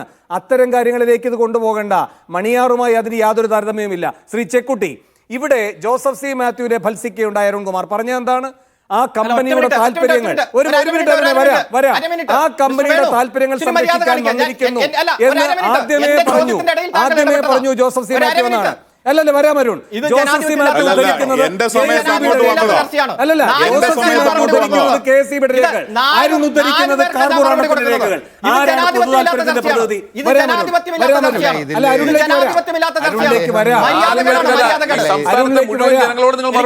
അവസരം കളയുകയല്ല, അരുണിലേക്ക് വരും. വളരെ കൃത്യമായിട്ട് ഒരു പ്രധാനപ്പെട്ട പ്രശ്നം CPM സംബന്ധിച്ചിടത്തോളം കേരളത്തിലായാലും ശരി, ദേശീയ തലത്തിലായാലും ശരി, നമ്മുടെ പൊതുമേഖലയെ സംരക്ഷിക്കുന്ന ഒരു സമീപനമാണ് അവർ എടുത്തിരുന്നത്. ഇപ്പോൾ ദേശീയ തലത്തിൽ നമ്മൾ ഈ വാജ്പേയി സർക്കാരിന്റെ കാലത്ത് ഡിസ്ഇൻവെസ്റ്റ്മെന്റ് മന്ത്രി വന്നു. അല്ല, ഞങ്ങളുടെ പത്രാധിപരായിരുന്നു അരുൺ ഷൂരി ആയിരുന്നു. അപ്പൊ അന്ന് പാർലമെന്റ് റിപ്പോർട്ട് ചെയ്യുന്ന സമയത്ത് ആ ഡൽഹിയിലെ ബോംബെയിലെ സെന്റോർ ഹോട്ടലോ അത് വിറ്റതിനെ കുറിച്ച് ശിവസേനയുടെ ആള് വളരെ പരസ്യമായിട്ട് പറഞ്ഞു, നിങ്ങൾ എങ്ങനെയാ വിറ്റത്? ഞാൻ കൊടുക്കേണ്ട കാശ് ഈ കമ്പനി ഇത് വിൽക്കാൻ ആവശ്യം വാങ്ങുന്ന ആൾക്കുള്ള പണം അരുൺ ഷൂരി ഏർപ്പാട് ചെയ്ത് കൊടുക്കുക. ബാങ്കുകാരെ വിളിച്ചു വരുത്തി, കമ്പനിക്കാരെ വിളിച്ചു വരുത്തി, നിങ്ങൾ ഇവർക്ക് പൈസ കൊടുക്കുക എന്ന് അവർ അങ്ങോട്ട് കൊടുക്കും. എന്ന് വെച്ചാൽ സർക്കാരിന്റെ കയ്യിലിരിക്കുന്ന, ബാങ്കിന്റെ കയ്യിലിരുന്ന പണം ഈ വാങ്ങുന്ന ആൾക്ക് കൊടുത്തിട്ട് ആ വാങ്ങുന്ന ആൾ ഈ ഹോട്ടൽ വാങ്ങുക. ഈ തരത്തിലുള്ള ഏർപ്പാടുകളാണ് നടന്നത്. അപ്പൊ അതിനിടയ്ക്ക് ഒരുപാട് കമ്മീഷനുകൾ നടന്നിട്ടുണ്ടാവും. ആ സംവിധാനത്തെ, ആ തരത്തിലുള്ള അഴിമതിയെ നമ്മുടെ പൊതുമേഖലയിലുള്ള സ്ഥാപനങ്ങൾ ഇങ്ങനെ സ്വകാര്യ മേഖലയിൽ കൊടുക്കുന്നതിനെ ഏറ്റവും ശക്തിയായിട്ട് പാർലമെന്റിൽ വിമർശിച്ച ഒരു പാർട്ടിയാണ് ഈ CPM എന്ന പാർട്ടി. ഇന്ന് നേരെ തിരിച്ചാണ് അവർ സംസാരിക്കുന്നത്. അതാണ് ഇപ്പൊ നമ്മൾ കേട്ടോണ്ടിരിക്കുന്നത്. ശരി, അവസാനമായാലും സമയം കഴിഞ്ഞു. പക്ഷേ അങ്ങ് പറഞ്ഞതുപോലെ അങ്ങേക്ക് മറുപടിക്കുള്ള അവസരമുണ്ട്. നിശ്ചയമായും അങ്ങേക്ക് മറുപടി പറയാം. ഒറ്റ മിനിറ്റ്. താങ്കൾ പലതവണ കോൺഗ്രസിന്റെ പ്രതിനിധിയോട് ചോദിച്ചല്ലോ, ആരാണ് കമ്പനിയുടെ പ്രതിനിധി വന്ന് മന്ത്രി തലത്തിലുള്ള ആളെ കണ്ടത്? തെളിവ് എന്റെ കൈവശമുണ്ടെന്ന് പറഞ്ഞു. താങ്കൾ എന്റെ ചോദ്യത്തിനിടയിൽ വീണ്ടും സമയം കൊടുത്തു, വീണ്ടും സമയം കൊടുത്തു കോൺഗ്രസ് പ്രതിനിധിക്ക്. അദ്ദേഹം പറഞ്ഞോ എന്തെങ്കിലും? ഈ വിഷയങ്ങളെല്ലാം പുറത്തു വന്നത് കോൺഗ്രസ് വഴിയാണല്ലോ. തുടർന്നുള്ള വിഷയങ്ങളും പുറത്തു വരും. താങ്കൾക്ക് ആശങ്കയും വേണ്ട. ഇതുമായി ബന്ധപ്പെട്ട വിഷയങ്ങളെല്ലാം പുറത്തു കൊണ്ടുവന്നതും ഈ വിവാദം പൊതുസമൂഹത്തിലേക്ക് കൊണ്ടുവന്നതും കോൺഗ്രസ് ആണെങ്കിൽ കോൺഗ്രസിന് അറിയാം ഇത് എവിടെ കൊണ്ട് കെട്ടണമെന്ന്. നിങ്ങൾ ഏതെല്ലാം വിഷയത്തിൽ യൂട്ടേൺ എടുത്തിട്ടുണ്ടെന്ന് ഞങ്ങൾ നല്ല ബോധ്യമുണ്ട്. ഒരു തർക്കവും വേണ്ട. ഇതുമായി ബന്ധപ്പെട്ട വിവാദങ്ങൾ പുറത്തു കൊണ്ടുവരുവാൻ, നിങ്ങളെ പിടിച്ചു കെട്ടാൻ കോൺഗ്രസിനും യൂണിയനും കഴിയുമെങ്കിൽ ഇതുമായി ബന്ധപ്പെട്ട കൂടുതൽ തെളിവുകൾ പുറത്തുവിടാൻ ഞങ്ങൾ കഴിയുന്നതായി താങ്കൾ തർക്കവും വേണ്ട, താങ്കൾ സംശയിക്കുകയും വേണ്ട. ഓരോ കേസിലും നിങ്ങളുടെ സ്പ്രിംഗ്ലർ കേസ്, നിങ്ങളുടെ മുഴുവൻ കേസുകളെ സംബന്ധിച്ചും